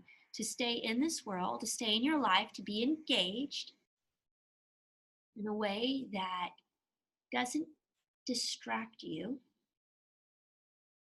that doesn't put more impressions in the mind. And remember, judging yourself puts impressions in your mind. So we have to walk this balance of like being really nice to ourselves. Because when we tread this path, we start to become more aware. The light of our awareness is going to show us some of the things that we've been doing all along that maybe we didn't even know we were doing. And then it comes to our awareness, and then we might feel shame or guilt or doubt or like just deflated feeling like, oh, that's me. Well, you've been doing it all this time, so don't worry, you're not any worse off. Now you're just aware of it, so it's a little uncomfortable. But if we can start to practice being okay with being a little uncomfortable, then we start to release the judgments and release the aversions and the attachments to having it our way. Always has to be our way or I'm not okay. And stepping back, how can I act? What is my intention? What's my goal here? Is my goal to be liked, or is my goal to wake up? Is my goal to, have my house look a certain way, or is my goal to wake up? Means you can clean your house singing kirtan, and being okay. Maybe there's a speck of dust still there. It's all right. It's cultivating this self-discipline, because it takes strong will to do this practice. It really does, because when you're faced with the things that you like and you don't like, those strong samskaras come rearing their head, and there's pounding and there's, you get like this. And so it takes this will, this strong effort, but not in a way that's self-condemning or dogmatic. In here, it talks about tapas. What is tapas? It's self-discipline. Okay? Sometimes it's translated as austerity, but that can sometimes people can misunderstand that. And I want to read just the definition of tapas from Panditji. Okay? Because tapas is the will. It's what you need. Tapas means heat. This fire that we're serving, it requires heat for transformation. So like if you ever felt where you wait just a few minutes before you fulfill that desire of to be happy again, or that's comfortable, and you don't quite fulfill it just yet intentionally, you'll feel a little heat rise. Like you really want to say that thing and you're not saying it. And you get hotter. And you're thinking, I'm building my tapas. This is heat of transformation, because I am not just automatically spewing my mental BS on everybody else. tapas. In practice, tapas means refining from unwholesome activity and adopting a lifestyle that supports the practice of yoga. Hold on.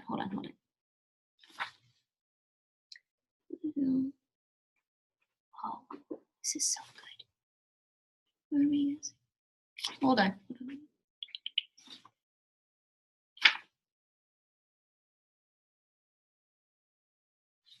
I know it's. Oh, here it is. Okay, the literal meaning of tapas is heat or radiant fire. Practice that ignites our inner fire, brings out our inner radiance, and makes us vibrant and energetic is tapas. Stretch pose. That's a good one. Okay. Practice that awakens us from our deep-seated slumber and infuses our mind with radiance we had before we begun our journey in this world. A practice that infuses our mind with the radiance we had before we started our journey in this world is tapas.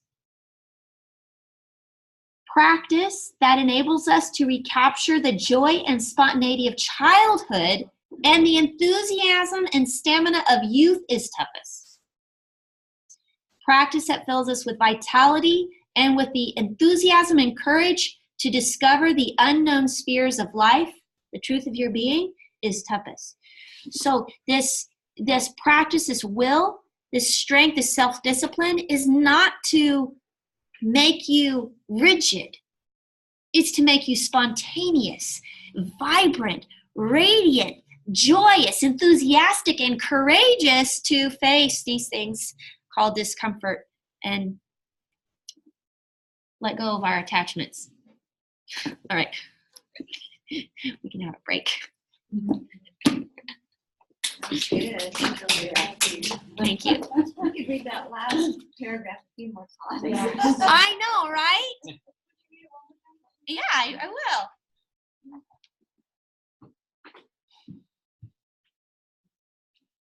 The literal meaning of tapas is radiant fire or heat.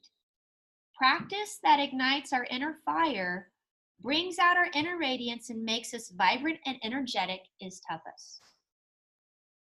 Practice that awakens us from our deep-seated slumber and infuses our mind with radiance we had before we began our journey in this world is tapas. Practice that enables us to recapture the joy and spontaneity of childhood and the enthusiasm and stamina of youth is tapas. Practice that fills us with vitality and with enthusiasm and courage to discover the unknown spheres of life is tapas.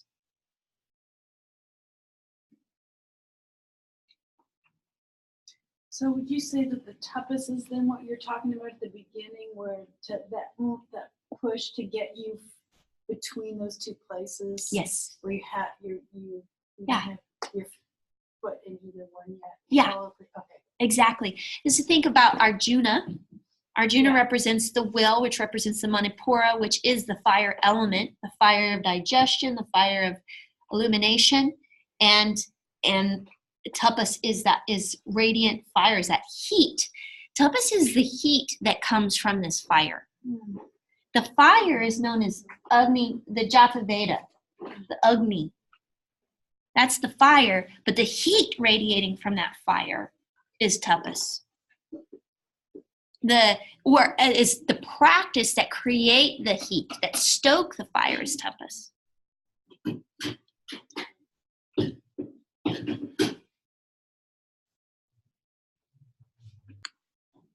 All right, so any questions or thoughts that came up during the break? I just wanted to comment on the work that I do as a counselor and how you're explaining this whole process, and especially with anger. It just helped me. I was taking so many notes. Like, can you explain it this way to maybe a few clients that want to understand why, from a different perspective than I typically go to, which is neuroscience, and they just get confused. Right. neuroscience. So it was really helpful to hear that perspective. Awesome. Let me see. I'll find the verse. Yes, that'd be helpful. The verse. Especially with the clients that I heard when you talked about how you mentioned how it only serves us from their trauma perspective. It's the way they're coping. Yeah. I'll say, right? And so we can understand because it's really a secondary emotion. Yes. Right? Yes, anything would be. So I'd like to make a point to that, to what you just said. Yeah. Let me see if I can find.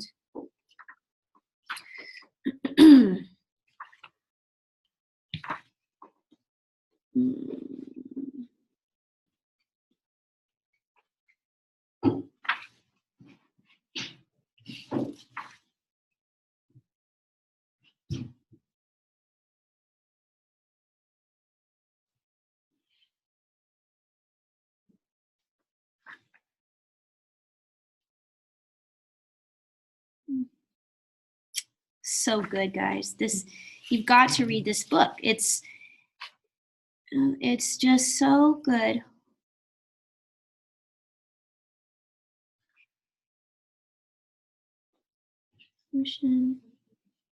The Yoga Sutra, the practice of the Yoga Sutra.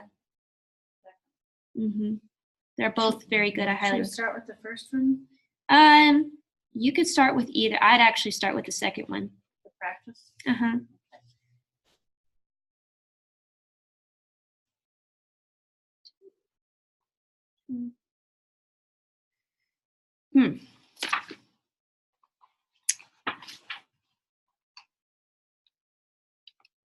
And this is another good one. Okay. They're all so good. How do you stop?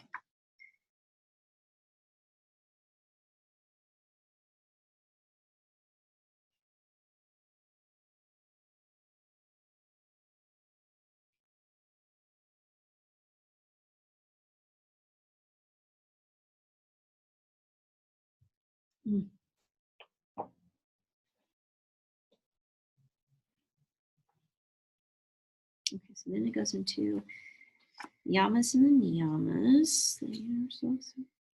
Then violent. Okay. Oh, here we go. Is this it?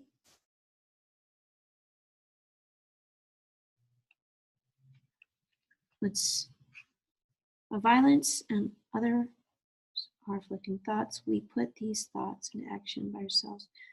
Okay, hold on. That's not it. It's really beautiful because it also tells like when you've mastered each of the yamas and the niyamas, which Kevin talked about how mastery of the yamas and niyamas is mastering the negative mind, right? The fruits of that mastery, like for example, when a yogi is established in truthfulness, actions begin to bear fruit. Sorry. Yeah, right? When a yogi, in the company of a yogi established in non-violence, animosity vanishes. In the company of a yogi established in non-violence, animosity vanishes.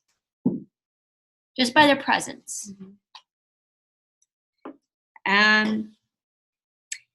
For a yogi established in continence, which is the ability to, is the brahmacharya. So the ability to harness your energy and not expel it uselessly or hoard it. You gain virya, which is the capacity to transmit knowledge. So it's more than just, I'm gonna not be sad anymore. I'm gonna tell the truth. There's power in it. When you really practice each one like a vow, and you get subtler and subtler and subtler with your practice of it. And you start wherever you are, but it keeps growing. It's not ever like, yeah, got that, yeah. What was the term that you said, the ability to practice knowledge, or the ability To transmit knowledge? Transmit knowledge. Virya, Virya.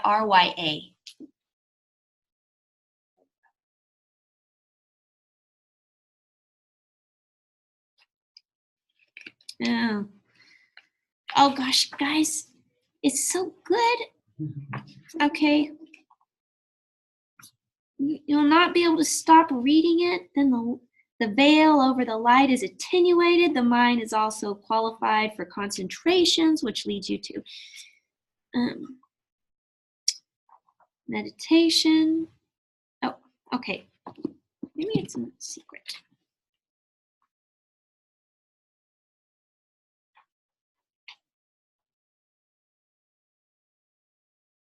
Oh, okay, yeah. There's that one.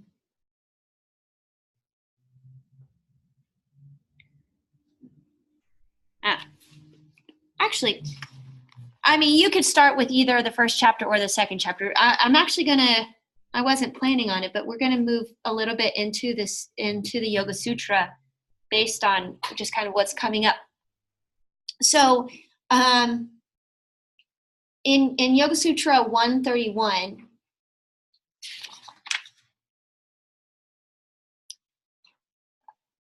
well, it's talking about the impediments to having a stable mind and the roaming tendencies.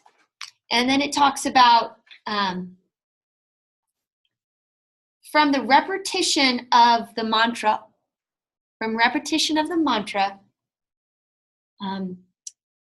comes the experience of inner being, as well as the elimination of the impediments, the ignorance, the attachments, the aversions, all these things. Disease, mental inertia, doubt, carelessness, sloth, inability to withdraw from sense cravings, clinging to misunderstanding, and the inability to reach the goal, samadhi, and inability to retain it, throw our mind outward, and they are obstacles. Yes, they are. You are correct. Pain, mental agitation, unsteadiness or trembling in the limbs, and abnormal or disturbed inhalation and exhalation all arise with the obstacles. So, and it's in order too, guys. Everything written in the Yoga Sutra is written on purpose in a very specific scientific way that has a meaning that can only really be understood when you have a teacher explaining it to you who knows, you know. You have pain, mental agitation,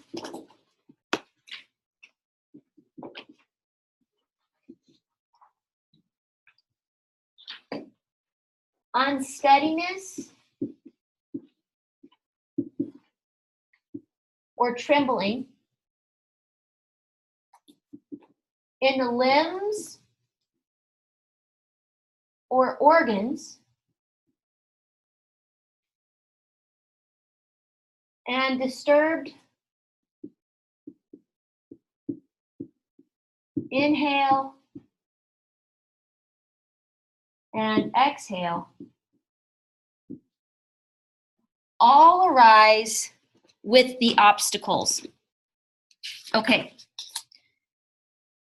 Disease, mental inertia, doubt, carelessness, sloth, inability to withdraw the senses, clinging to misunderstanding, that's your false sense of yourself, and the inability to reach samadhi or maintain it. These are obstacles, and with these obstacles come pain, mental agitation, unsteadiness in the limbs or organs, and a disturbed inhale and exhale. Okay. So at some point, we, or maybe all the time, have experienced one of these 9 obstacles. the inability to maintain samadhi, the inability to reach it, the inability to let go of our misunderstandings, disease, pain, or excuse me, disease, doubt, carelessness, sloth. We've all experienced those. Every human experiences some of those or one of those to some degree.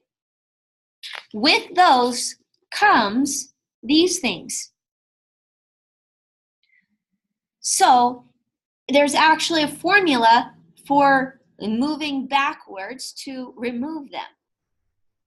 Not just through the mantra, but through the smoothing out first of your exhalation. And then the smoothing out of your inhalation. The smoothness, continuity, depth, evenness of your breath, of your inhale and your exhale, then start to release the unsteadiness, the trembling, the jerkiness in your organs and in your limbs. For example, anger. Have you ever so angry that you start shaking? Mm-hmm. Shaking's not just happening with your arms. It's also happening in your blood is boiling, your heart is, your liver. I mean, things are trembling. They're shaking, they're unsteady. Okay? This, by beginning first with your exhale, focusing first on extending, lengthening, smoothing out your exhalation, and then linking it with your inhalation and allowing the inhalation to be the same length, the same smoothness. Then that starts to heal and steady your organs and your limbs, which then reduces your mental agitation and then removes pain due to those obstacles. Because with each one of those obstacles comes these things to some degree. So your exhalation is where it all starts for reversing. And one of the most powerful things that you can do for yourself, again, is like the simplest, so the mind doesn't want to think that it's really doing that much, is diaphragmatic breathing. Have y'all learned about diaphragmatic breathing? Yeah. Okay. So you know how it affects your vagus nerve and your nervous system and all. Some yes, some no. Okay. So essentially, I'll just do it very briefly. Diaphragmatic breathing is when you're fully engaging the diaphragm in a breath. Okay. Your diaphragm is a muscle that sits like this inside of your torso. It attaches to the bottom of your ribs, goes all the way back and attaches to the front side of your spine and your sternum. So it creates a sheet of muscle that separates your upper torso from your lower torso. And when it's in its relaxed position, it's up in here, and then you have your liver and your gallbladder and your stomach and your spleen and pancreas and your kidneys in the back, and they're all kind of up and underneath your diaphragm. When you take a deep breath in, your diaphragm engages, starts to flatten out, doesn't become flat, but it flattens out, pushes your lower ribs out to the side, and pulls your lungs down and creates a vacuum for your inhale. The exhale, the diaphragm, the spongy tissue of your lungs has elasticity in it, and it draws the diaphragm back up, and it goes right here. So as you inhale, diaphragm pulls down, pushes your organs out a little bit, pushes your tummy out a little bit, and on the inhale, it goes back up so everything can come back in. Sometimes we use the assistance of our abdominal muscles on the exhale to push the air out, right? So even though our abdominal muscles are working, our diaphragm is relaxing on an exhalation. On an inhalation, our abdomen relaxes, our diaphragm engages, pulls our lungs down, and we breathe in. So diaphragmatic breath is just a full engagement. If you're breathing up here, chest breathing right here, then your and your ribs aren't moving at all, your diaphragm really isn't working. Why do we want our diaphragm to work and move? Anybody?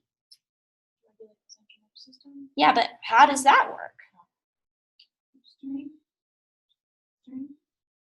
No. Straighten your spine, keeps your spine straight. It does. There's you have core strength and it does help to create good posture and a straight spine, which is really important. But the way it does, but how does it happen is through something called the vagus nerve.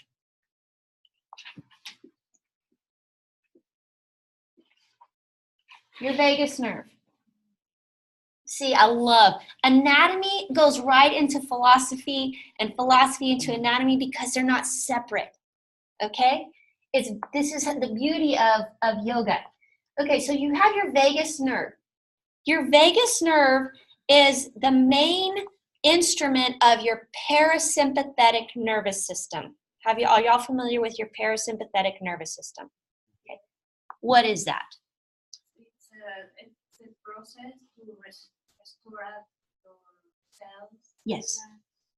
Right. Relax. Yes. What is the opposite of your parasympathetic nervous system? Sympathetic. Fight or flight. Both, I call them managers. You have your high-strung manager and your awesome, cool, chill manager, right? Now, they're managing the same organs and glands, but one manager says, and gets everybody all in high gear. Okay, we got to hurry up, you know?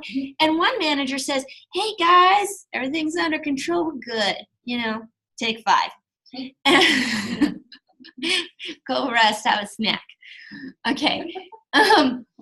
So they're like managers. They're controlling the same things, but they're telling it to do different things. They're controlling all your involuntary organs and glands, and your parasympathetic nervous system, which is largely controlled by your vagus nerve, is a part of your nervous system which allows you to restore, to digest your food, to sleep, to rest, to be at a state of equilibrium, and restoration, health. Calm, focused, clear, sattva. Okay? This is the vagus nerve's job. It originates in the brain. It has 2 origin sites in the brain, and it innervates your, what? I'm just thinking out loud That's okay. It innervates your facial muscles, your larynx and pharynx, which are your vocal cords, your throat, your trachea, your windpipe, your lungs, your heart, your kidneys, your liver, your gallbladder, your pancreas, your spleen, your stomach, and all your intestines. Okay, this one nerve. Vagus comes from the same root as vagabond. It means a wandering nerve. It's the longest nerve in your body, single nerve, and it innervates all of those things. But how does it get from your brain down to all these organs down here if there's a sheet of muscle called your diaphragm blocking the way? Well, it's the same way, interestingly enough, that your food does. There's a little opening in your diaphragm for your esophagus, also your vena cava and your aorta, so that you can also get blood to and from your heart from the rest of your body.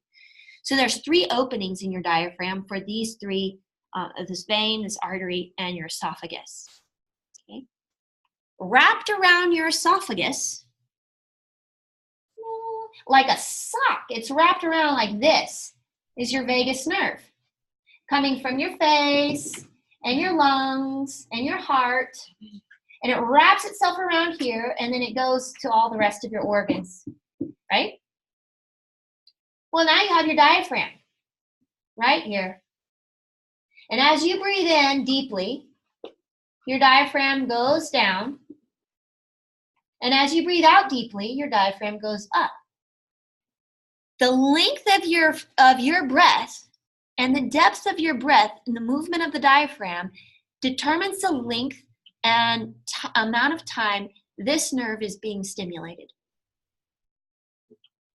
With the stimulation of this nerve, you have all the changes and effects in your nervous system and in your mind. This is how the diaphragmatic breathing works. Okay?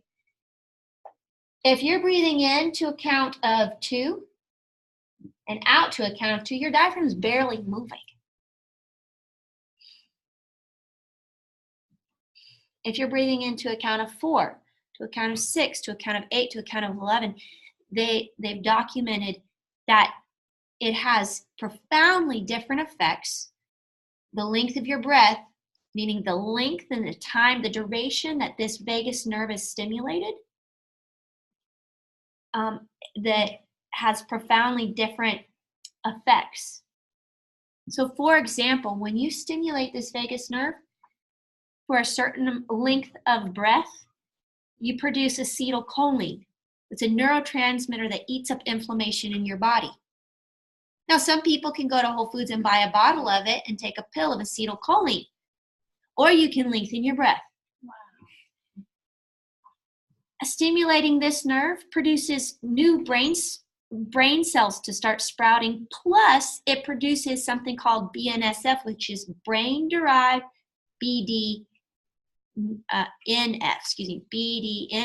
brain-derived neurotropic factor, which is like a superfood for the new brain cells that you're sprouting. Okay, stimulating this nerve reduces diabetes. What else does it do? It reduces allergies. It reduces depression. In fact, doctors are now using artificial vagal nerve stimulation to treat depression. I have a whole lecture on that. I'm not going to go into that whole lecture, but it is profound, and it's due to the relationship of the vagus nerve and the diaphragm. With the exhalation, you more actively stimulate your parasympathetic nervous system. This is why we start with the exhalation, smoothing it out. And there's 5 qualities we're trying to get with the breath to have the effect that it's saying in the Yoga Sutra has for reducing this inner agitation in your body, in your mind, and the pain that creates. Okay, those 5 qualities are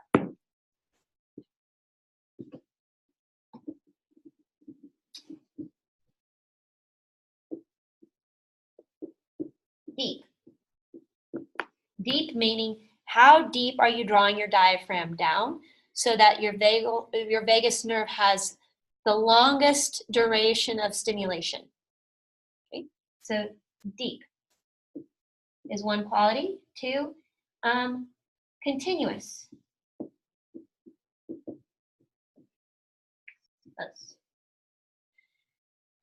To reduce the pause between the inhale and the exhale and the inhale so that one breath seamlessly moves right into the next.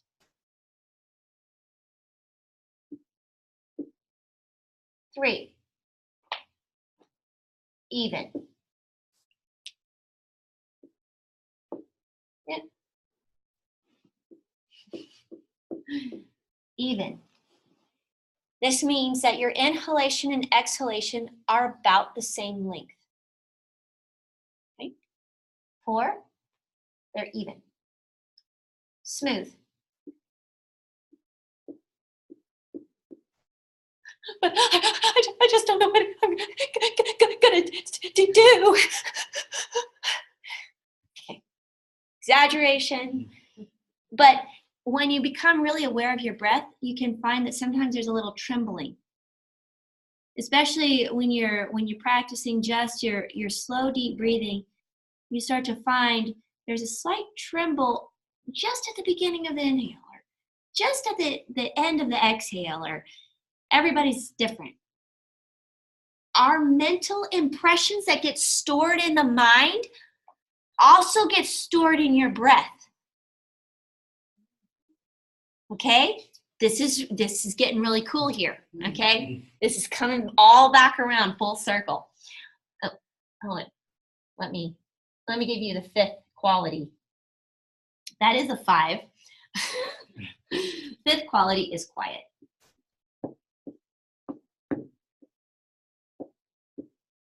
Now, deep, continuous, even, smooth, and quiet. These are the qualities that you want to cultivate in what we call breath training.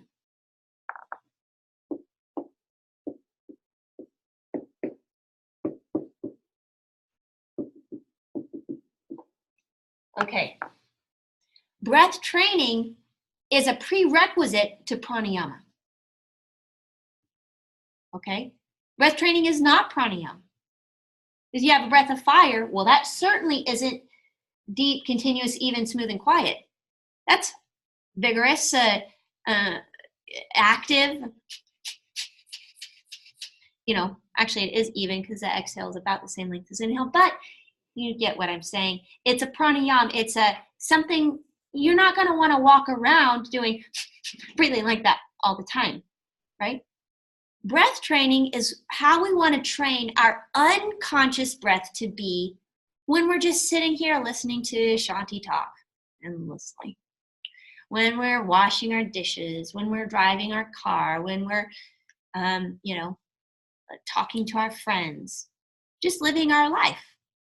How are you breathing? We want to take some time to train our breath to be deep, continuous, even, smooth, and quiet. Why? A, it keeps our nervous system out of fight or flight, out of the limbic fear center of our brain, and into the prefrontal cortex, which allows the parasympathetic nervous system to take over and allow you to make better decisions, have better foresight, not needing the instant gratification, which is that plus and minus, pleasure, pain, aversion, attachment thing. It's all connected. It's all connected, okay? So we train our breath to be these qualities even when we're not thinking about it. It does take some training because it's because everything in our life leaves an impression. Everything in our life leaves an impression on us. How much impression is deposited into our subconscious mind depends on the charge, which is cultivated through your attachment or aversion to pain or pleasure, to what you want, right? So everything that gets deposited into the mind, everything that's leaving an impression, is not only leaving an impression in the mind, it leaves an impression in the breath. What just happened? Okay? There is there's a subtle imprint in your breath hours later. For 24 hours, there's an imprint in your breath of mostly highly charged situations.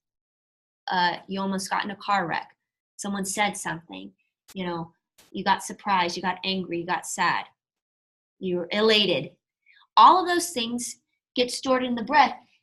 Now, if we don't reset the breath, reset the nervous system, reset the charge, that highly charged particle, thought, emotion, gets stored down here. So this is how we actually use our breath to also alleviate these charges and mental, I don't want to say contaminants, but mental impressions that bind our mind to our soul. So when you say get stored down here, you mean? I was kind of referring back to that circle I drew earlier where there's action. Yeah, the karma circle, there's action. Okay, got it. And down here was the impressions stored in the subconscious mind.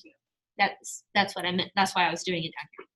And so, Shanti, you said that So if I walk outside and a car comes flying and I jump, that gets stored in the breath and then part of the system for 24 hours? Just Yes. that one. Yeah. And how many experiences do you have in a day? Yeah.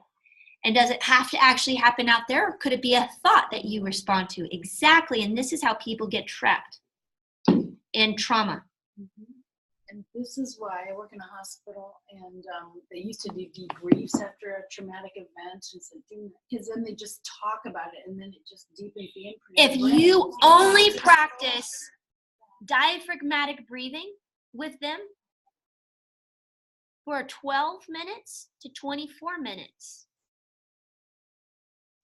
then you will do them more service than anything else. How do I get them out of their brain, though, of recounting the story in the brain? Is that what else can they so focus on? That's why I like mantra so much, because it. Absolutely, you can do. And basically what I would do to really hone it in is pick a 2-syllable mantra, like so hum or sa nam, so that you can use a mantra that also links to the breath, because really what we want to do is calm their nervous system back down and do the best that you can to reduce the charge around that situation that gets stored. So that happens through the length of the breath. Okay. So you can attach a mantra to it. Here's another thing that you do is you have them focus on a sensation. Sensations, focusing on a sensation will take you out of thinking. So for example, take your attention to the breath inside of your nose, and then feel the coolness of the inhale and the warmth of the exhale. That's a sensation. They focus on the coolness of the inhale, the warmth of the exhale first. Then their mind's going to wander. You say, okay, now can you feel the breath moving on the inside of your nostrils rather than just the whole thing? Can you focus your attention right on the inner edges of your nostrils? Feel the breath moving there. Okay. All right. And maybe then have them take your hand to their hand to their tummy. Can you feel your breath moving and feel your tummy moving in your hand?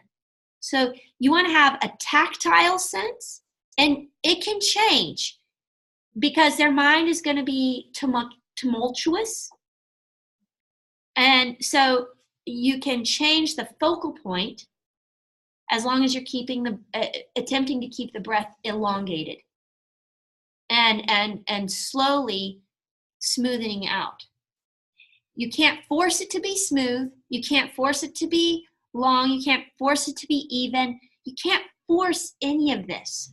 What you can do is allow it. You're essentially allowing the space for this to happen through relaxing. Okay? People who are just in trauma, they can't relax. So you don't tell them to relax. Right. That's just going to make them more upset. Okay? You say, all right, can you feel your feet on the ground? Sit up nice and straight, or lie down, either one. Can you feel your feet on the ground? Can you feel the body parts? You bring them to a sensation. That brings them to the present moment. You say, can you feel your breath? What's it doing? Just notice. Okay? And then very gradually, very lovingly, very kindly, you just start to say, can you make your exhale a little bit longer? Just like 1 second longer. Okay? And just at first, you focus on the exhale. Okay? Because the exhale is also the letting go part.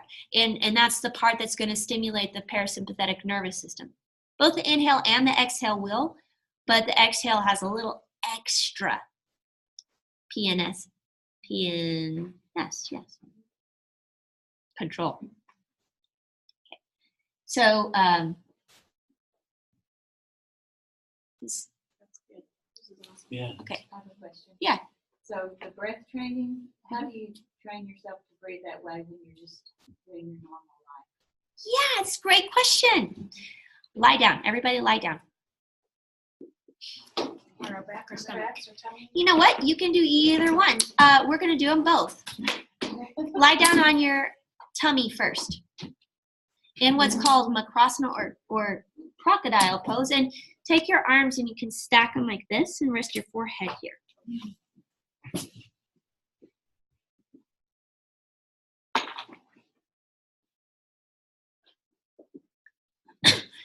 And you can take your feet a little bit wider, just so you can open your hips and allow the majority of your stomach to rest on the ground.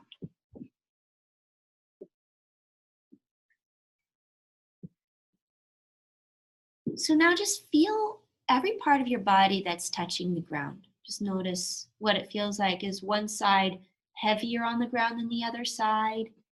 Do you sense any tension? Just feel, what does it feel like to put your body in this position? And notice, can you hear or feel your breath against the floor? Now you're closer to the experience of your out breath, so maybe you feel it or hear it. Do you notice how long is it? Can you notice how loud or quiet it is?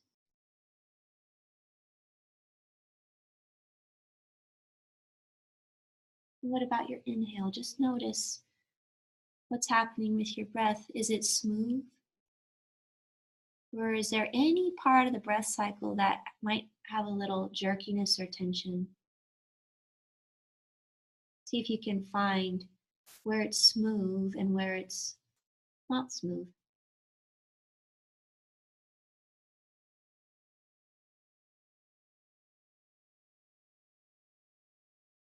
Now take your attention to your low back, and as you breathe in, feel your low back rise in response to your in-breath. As you breathe out, feel your low back gently fall.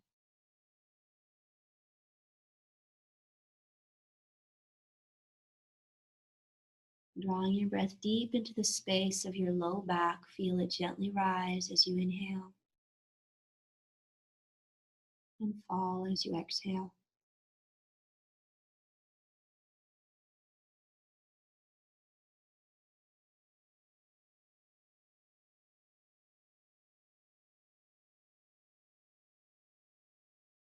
Now take your attention to your tummy, and as you breathe in, feel how your tummy presses into the ground on the inhale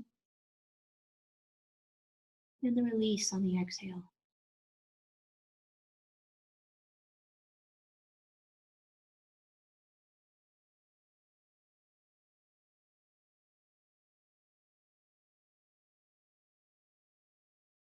Now take your attention to the sides of your body, in particular to your lower ribs. And as you breathe in, feel your lower ribs expand out to the sides. And as you breathe out, feel a gentle hugging in of your lower ribs. Sometimes I imagine I'm a fish and I'm breathing through my gills. Notice what it feels like to bring your ribs out to the sides on the inhale and gently hug in on the exhale.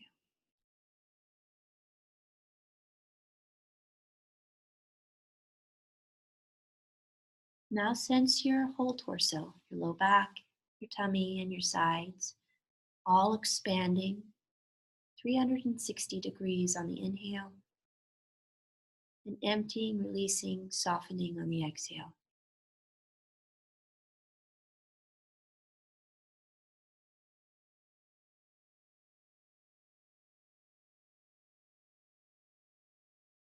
Gradually begin to lengthen your breath. Maybe make it just a little bit longer on the inhale and the exhale. See if you can slow it down just a little bit.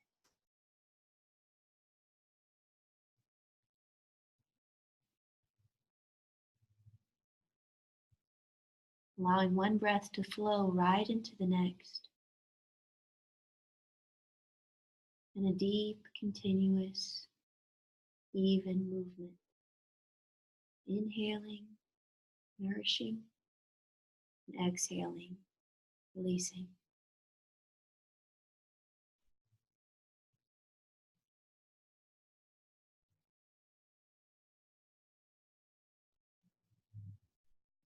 Allow the breath to begin to smoothen out any ripples or tension through the release of your effort, through a softening and relaxing.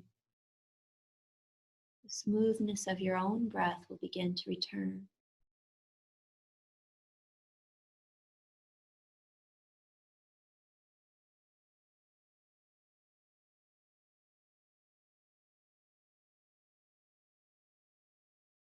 Now, over the course of the next 3 breaths, feel your whole body and imagine that every cell of your body is breathing in and every cell of your body is breathing out.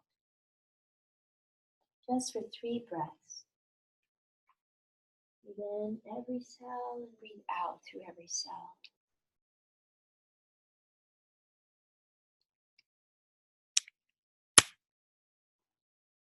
And when you've completed your 3rd breath, slowly bring your hands underneath your shoulders and press back to child's pose.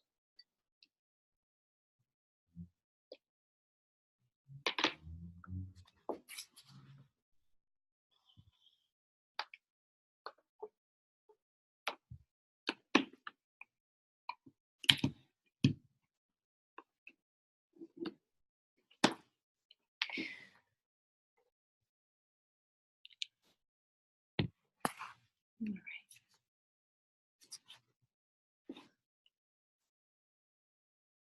Now slowly from child's pose, round the spine up 1 vertebrae at a time, coming to sit on your heels.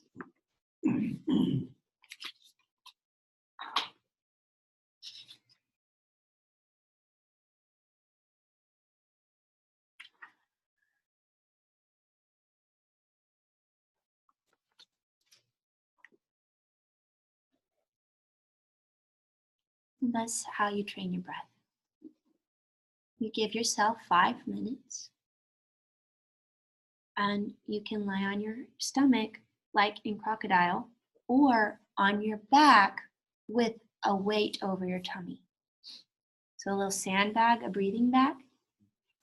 Some people don't like to lay like this because it's not as comfortable. So lying on your back is just as fine, but it's helpful if there is some weight on the tummy. No more than 16 pounds, but most people starting off can only do 5 to 8.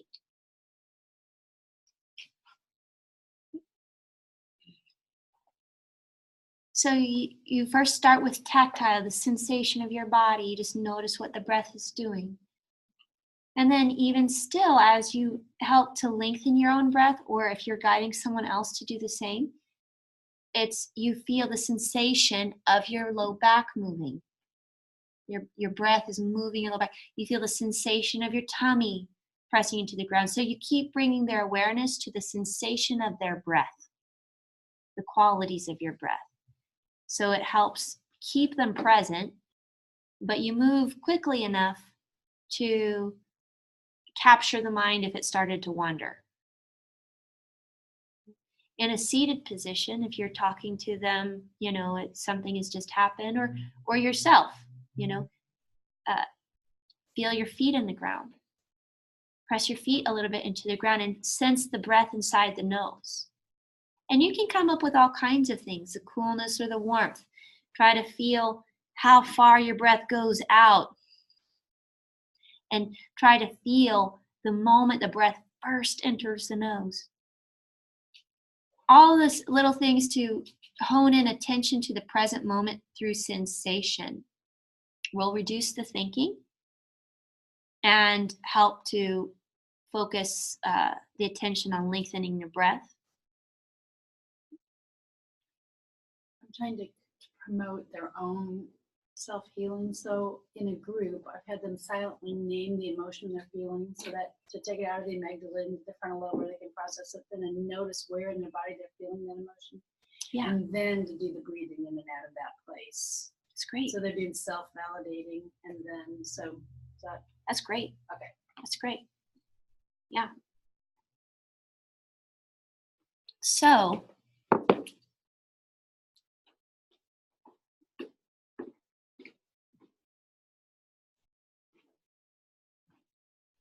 there is something else that I wanted to share with you based on something you said.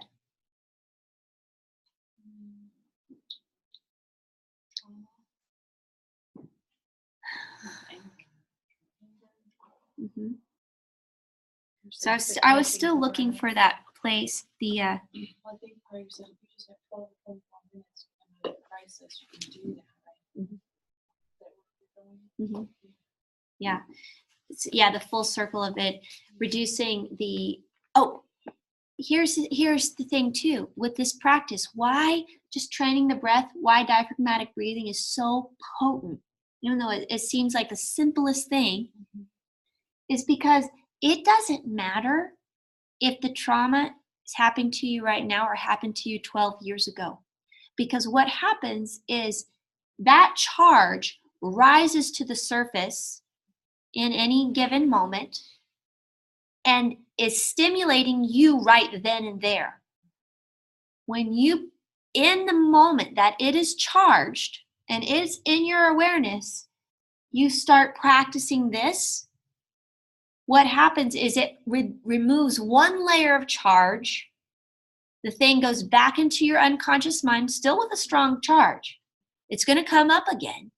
But then you practice this again, and it removes a charge, and it removes a charge. And this is how you start to it's a titration type of experience with reducing the charge around trauma, around pain, around just an idea that you're clinging to, an aversion or attachment, and without having to talk about it.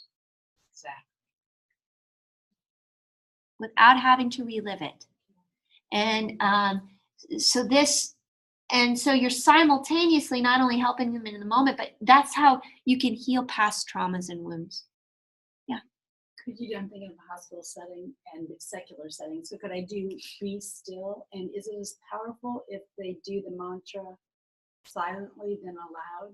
Absolutely. So so be still. I'm just trying to think of, or I am, be still. Yeah, something you can definitely use that. It doesn't have the same effect as a mantra. Yeah. It's an affirmation, Yeah. and that's okay. Okay. Because the power of the breath and the intention, is more important than the use of a particular mantra. Okay. In certain settings.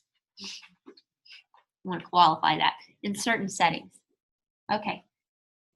Isn't that neat, guys? Yes. Yeah. Okay. So, So how does it particularly stimulate the vagus nerve then? Diaphragm, okay, so the diaphragm moves up and down right? like this, right?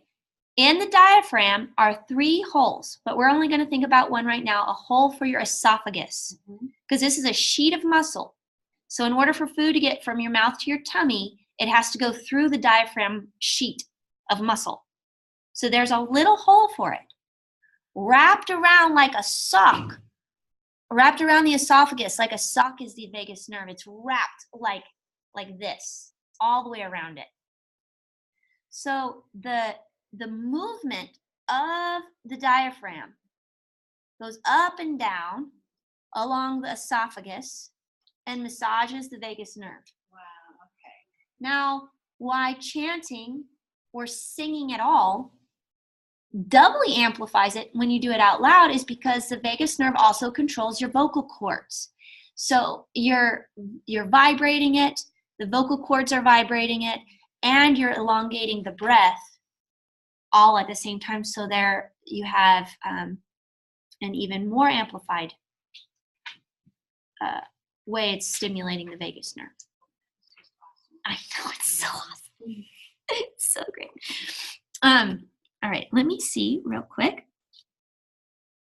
But meditating on a mantra silently is just as powerful as saying it out loud.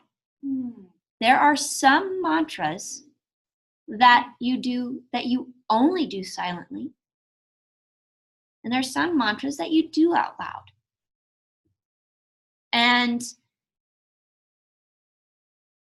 but it is just a, it's changing your thought patterns. It's changing the neural circuitry, what you focus your attention on. And in fact, it takes more attention to say it, to not say it out loud than to say it quietly. So it actually hones in your attention more. So it's just as powerful. It's slightly different. It's not stimulating the vocal cords, so you're not getting that vibration, but it's increasing the amount of concentration because you're not hearing it. It's not auditory anymore, it's only mental. But that mental vibration, it's a frequency. It's not about, thoughts have frequency. Your heart radiates a magnetism that has a frequency. Your thoughts have a frequency that changes your entire body chemistry.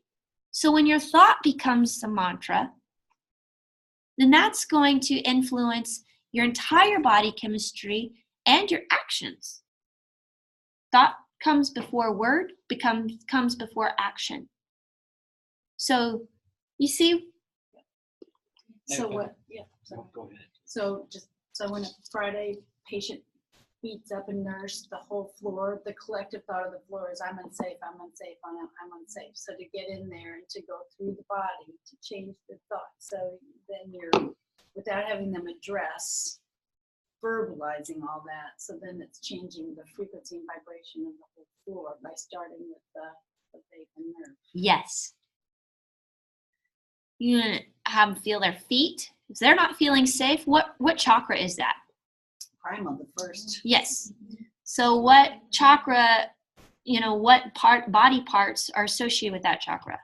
The floor of the pelvis. Pelvic floor. Yeah, for the first one. So the pelvic floor, the legs, and the feet. So having people stand firmly, feel your feet on the ground, maybe flex your legs, flex your glutes, just kind of get them in their lower body, and then lengthen the breath.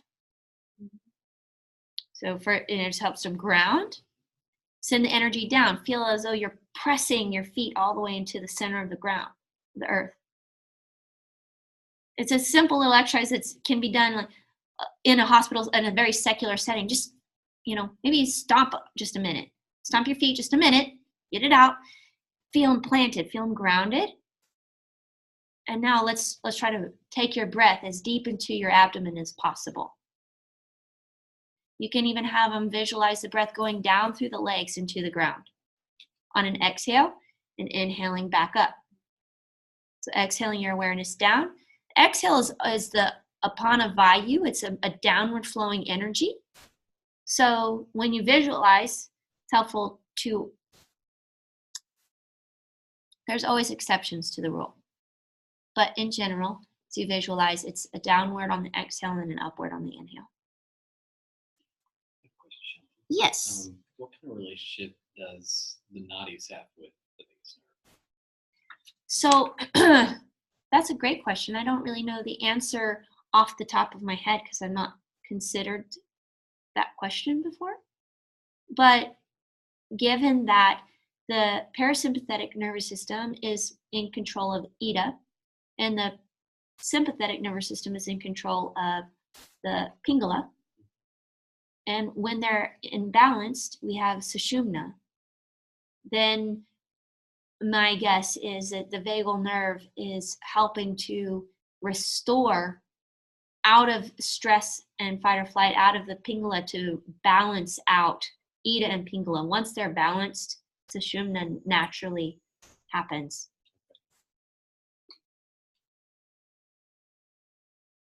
Great question. Let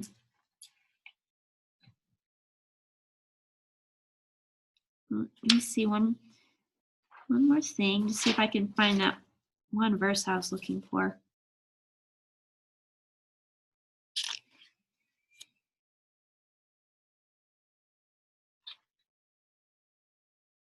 I'm not finding it off the top, but I'll look for it. The one about anchor. We heard that 11 minutes of meditation is enough to start making physiological changes. So is that the same kind of science that informs the 12 So minutes? the 12-minute, so for 1 minute of diaphragmatic breathing accounts for 1 hour of real time. So if you do 12 minutes in the morning and 12 minutes at night, you reestablish the 24-hour period of whatever happened. There is the science that around the length of your breath, if you begin to lengthen. Now, I'm cautious about telling this to some people, especially beginners. Like I wouldn't tell this to a patient or a client that was in stress mode, because they'll be like, I can't breathe for that long, and then give up. But at 11 seconds in and 11 seconds out, that's when the internal trembling of the organs is diminished. So hypertension can be cured through this length of breath. And then 16 in, 16 out, another 20 in, 20 out. The length of your breath will start to have profound effects. But if you do 11 minutes in and 11 seconds in and 11 seconds out, then that starts to have a deeply restorative effect on all your organs and glands.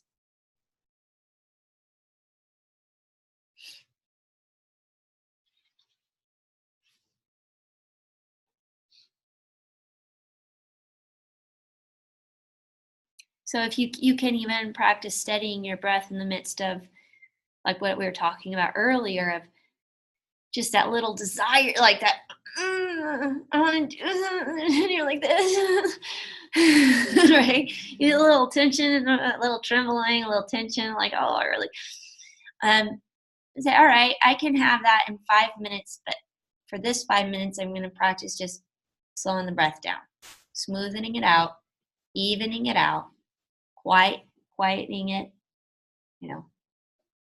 then it will start to have effects. It starts to reduce the charge around whatever it is, and remove some of the attachment associated with it.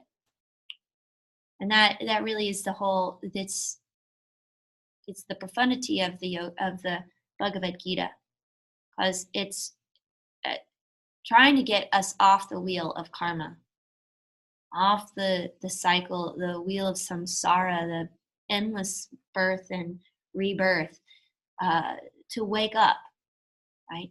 And to do that, we have to release the mental impressions stored in the mind. And that essentially leads to the mastery of all your roaming tendencies, which leads to samadhi, which is yoga, right? So the simple act of so it's practice and non-attachment, abhyasa vairagya, practice of meditation. Meditation simply means the process of paying attention. That's what. So there's the same root as medicine. Meditation, medicine. In medicine, you pay attention to a disease to find a cure. Okay? In meditation, it's just ation. It's the process of paying attention. So some say we're never not in a state of meditation, because you're always paying attention to something. But the depth, the length, and the quality of your meditation changes with what you pay attention to, for how long and how steady. See, in some ways of looking at life, life does not exist without meditation. You do not exist without meditation. Nothing exists without meditation. Everything is meditating. what we do is we turn our attention to what we're meditating on. And meditating on a breath or the mantra is generally one of the most effective ways of releasing the stronghold of the samskaras and the karmas and the tendencies that keep us doing it over and over again. I think, yoga is more like an unraveling. It said we already are that which we seek. We're already meditating. Who knew? I've been meditating my whole life. Yeah. I'll be your meditation teacher. Been doing it my whole life. I'm so good at it. It's we gotta stop being so hard on ourselves. We already have access to our breath. It's the key. 24/7 is free. You don't need a prescription. You don't need an approval. You don't even need extra time in your day. You're breathing right now. How are you breathing? It's not what you do, it's how you do it. And we're already doing it. We already have the keys. We already have the access. We already have the innate wisdom and knowledge of how to do it. We're just kind of like unraveling the things that have kept us believing that we didn't know or thinking that we didn't know. And it's already right here. And joy is really key to meditation. You know what sushumna means, right?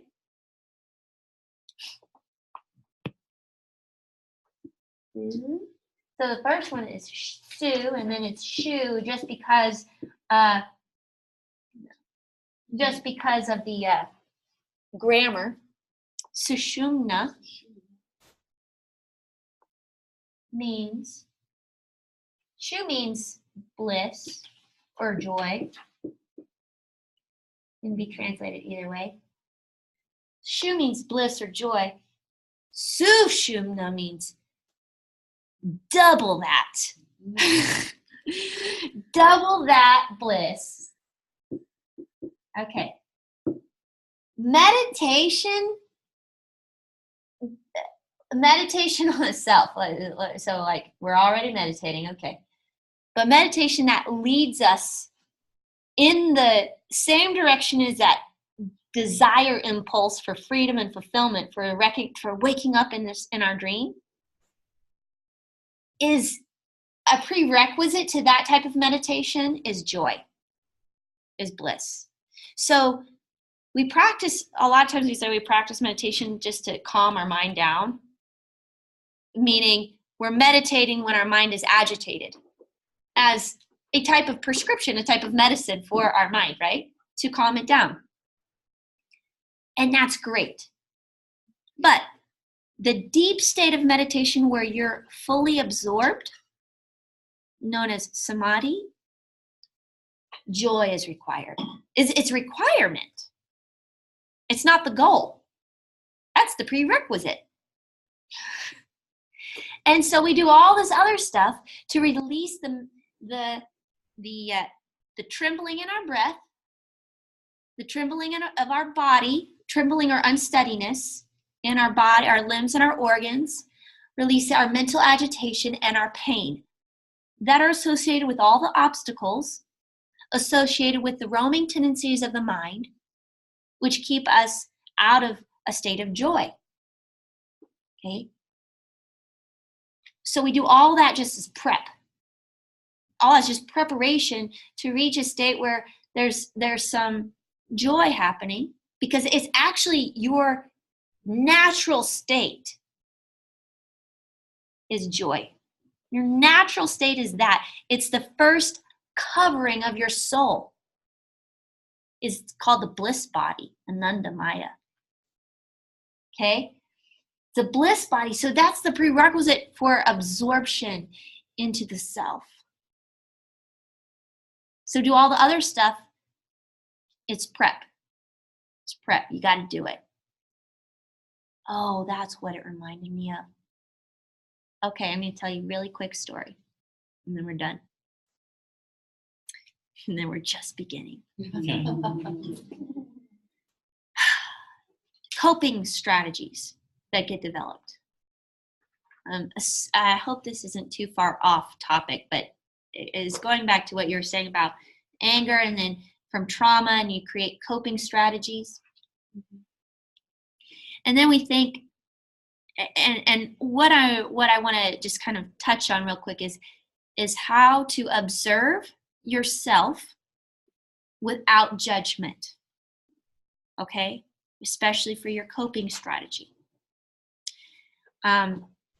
We all create coping strategies, and usually it's created in childhood based on the chakra development, the environment, and this has to do with the environment your mother had, your mom's mental state and environment when you were in the womb had effect on your root chakra, which has an effect on your whole entire nervous system, the foundation of your core of the right to be here, and survival, being afraid, being stable.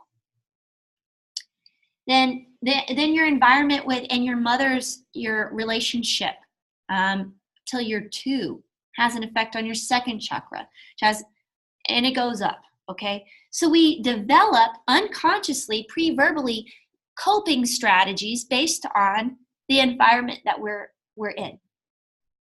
Now, there's no blame here because she's doing, and your dad is doing the best they could given their situation, okay? But you're born into a situation. You developed skills to the best of your ability, and they worked for you. They didn't just work for you. They were absolutely necessary. And just as a thought, so then if you have trauma later in life, generally you resort to a coping strategy or mechanism that was maybe not visible or prominent, but was kind of established earlier in your unconscious mind and development and in your energetic body. Okay, so that is all absolutely required. This coping strategy and the armor and the mechanisms for self-protection. We needed that. We needed it, and we wrapped ourselves around it. Again, not on purpose, not intentional, but it's just, the way that life was moving through us. We're not as in control as we think we are. Okay, we developed this, and you can think of it as a caterpillar building its cocoon around itself. It's a cocoon to keep it safe while it's growing and changing, right? You are growing and you are changing and you are forming as a child, and you wrapped yourself up in this cocoon of mechanisms to survive or to cope. And now we want to come in and help people release their mechanisms from the outside. Well, guess what?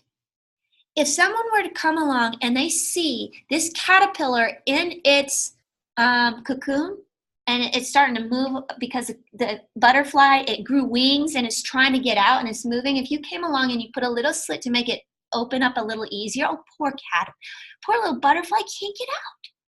I better help him. And I'm going to make a little slit. The butterfly, it doesn't have enough strength. The wings build up the strength to fly by breaking the cocoon from the inside out. If we come along and open it for the butterfly, its wings aren't strong enough to fly and it dies. So it's a self-created trap that was exactly what we needed and supported us, and it felt good, it was comfortable, it made us, it helped us to survive and to grow and to thrive. But then you grew some wings, you got older, and now it's confining. Now you're at where Arjuna was, at the precipice of like, I'm ready to wake up. Well, it's going to require from the inside out, butting up against the resistance, against your own self-made trap of ego and desires and aversions and attachments, and you got to bump up against it, okay? But you need it. You have to have your challenges. You need them because that's what makes you strong enough. For once it's gone, you have to have wings strong enough to fly. So don't condemn yourself for the ways that you've created to cope or survive in this world. It is self-made. It was made unconsciously. It's self-made. It has nothing to do with who you are. Absolutely no. That cocoon has nothing to do with who the caterpillar is or what kind of butterfly it turns out to be. It's simply a necessary confinement. Necessary. Because without confinement, okay, there's this box. You have dissipated, dispersed energy. You have to have containment in order to build and harness your energy. And that's what the confines of our limited perspective do. And as we do these little simple practices of diaphragmatic breathing, of waiting a few minutes and just feeling into the discomfort, those are the actions of pushing against the resistance. And you have to have resistance to build strength. And so you can say thank you to the things that have been in your life that have been your struggle, because it is actually your strength. It was required, and it looks different for everyone, but it serves the same purpose, and the same purpose is for your enlightenment. That's it. Because the whole purpose, and let me read that. Oh, I just saw it when I was flipping through. I'm going to find this.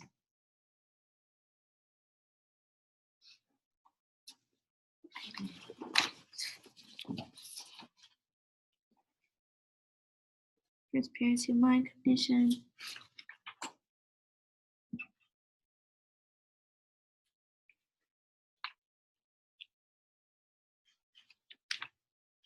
One second.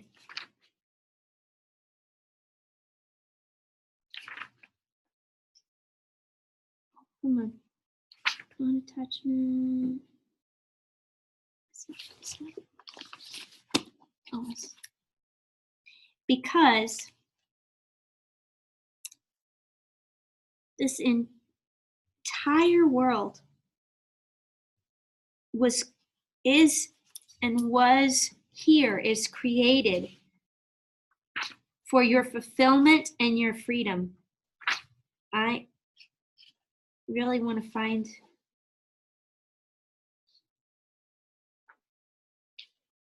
that line.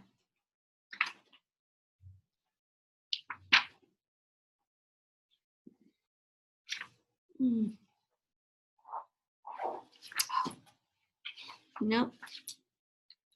Not coming now. It's okay. I'll find